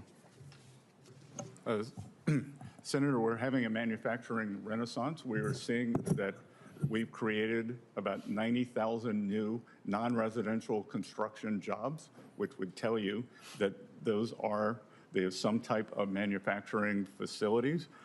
Those, like in my hometown of Charleston, South Carolina, Boeing is expanding their facility by 50%, and those are construction jobs, and then that will become 1,000 high-paying manufacturing jobs, and we're seeing that all over the country. We're all over the country. We are seeing pharmaceutical companies reshore. We were seeing, we saw the John Deere, the CEO told us building new factory in Indiana and in North Carolina. So it is a real manufacturing renaissance, and much of it is a result of the tax bill. Yeah. I was in greater Minneapolis visiting Winnebago, and they told me that because of the tax bill, they had a decision whether they were going to create a battery research facility in Florida, and the full expensing gave them the internal rate of return that they needed. So that's more jobs in the Sunshine State. Great. My next question, and you don't have to answer it now, you can give us a written one, but the 45Z model, again, you put on your farmer's hat for a second. You understand how important 45Z is to our farmers back home. I think there's the GREET model is waiting for the Treasury to kind of do their little work on that as well. So maybe your staff could give us an update unless you wanted to say something. No, we'd be glad to do it, but we think it's very important, sir. Great. I want to talk about child care just a second as well. Under Joe Biden, we saw the cost of health care, housing, child care go up 50%. Inflation's cumulative. But again, our working family tax cuts bill did some incredible things for childcare. And all across the state of Kansas, again, I'm seeing people being able to invest in this. But I especially, not only do the increased monies were given to individuals, but the businesses having an opportunity to expand. Can you speak to a little bit about what your vision is on using that benefit? Look, I think that's a great benefit. The child deduction that is now permanent, thanks to you all, $20 to the $100. So, I think that we have seen that the best way to do this is to engage the private sector. Exactly. Then I'm just going to close with, I was just out of the Reagan Library, and he always spoke about this bright, shining city on a hill. And it's hard for me to imagine, but the third quarter last year, Kansas led the country in GDP growth, 6.5%. And we never lead any type of thing economically. And so I went back and, tried to figure out the whys of this. And certainly the cattle markets are good. Farming income in Kansas was up 80%, and a lot of that was government related. But certainly a part of that was the cattle industries. And of course, the cattle eat, is corn as well. We saw but we're also seeing expansion in manufacturing. What would be the message of hope you would give America that this economy, it really feels good to me right back? And now, things are not perfect. We've got to work on the price of gas. Inflation's cumulative. We're still feeling a sting. But give me that message of hope from your desk. The underlying economy is extremely resilient. That we have had tremendous job growth in the past few months. We saw the ADP numbers, which are a precursor for non-farm payrolls, come out very strong today, above trend. We are seeing trucking surveys do very well. And I think that the underlying economy is very strong. We will get on the other side of this Iran conflict. Prices will come back down. And I think that the economy is going to roar, sir. Okay. Thank you, Secretary, for sticking around. Mr. Chairman, thank you so much. Thank you, Senator Marshall, and thank you, Secretary Bessent. That concludes all of the questioning and all of the commentary. We appreciate you taking this time. You spent more than 2.5 hours with us today. More than that, we appreciate the service that you are giving and that all of those at the Treasury Department are giving, and please extend that thanks to them for us.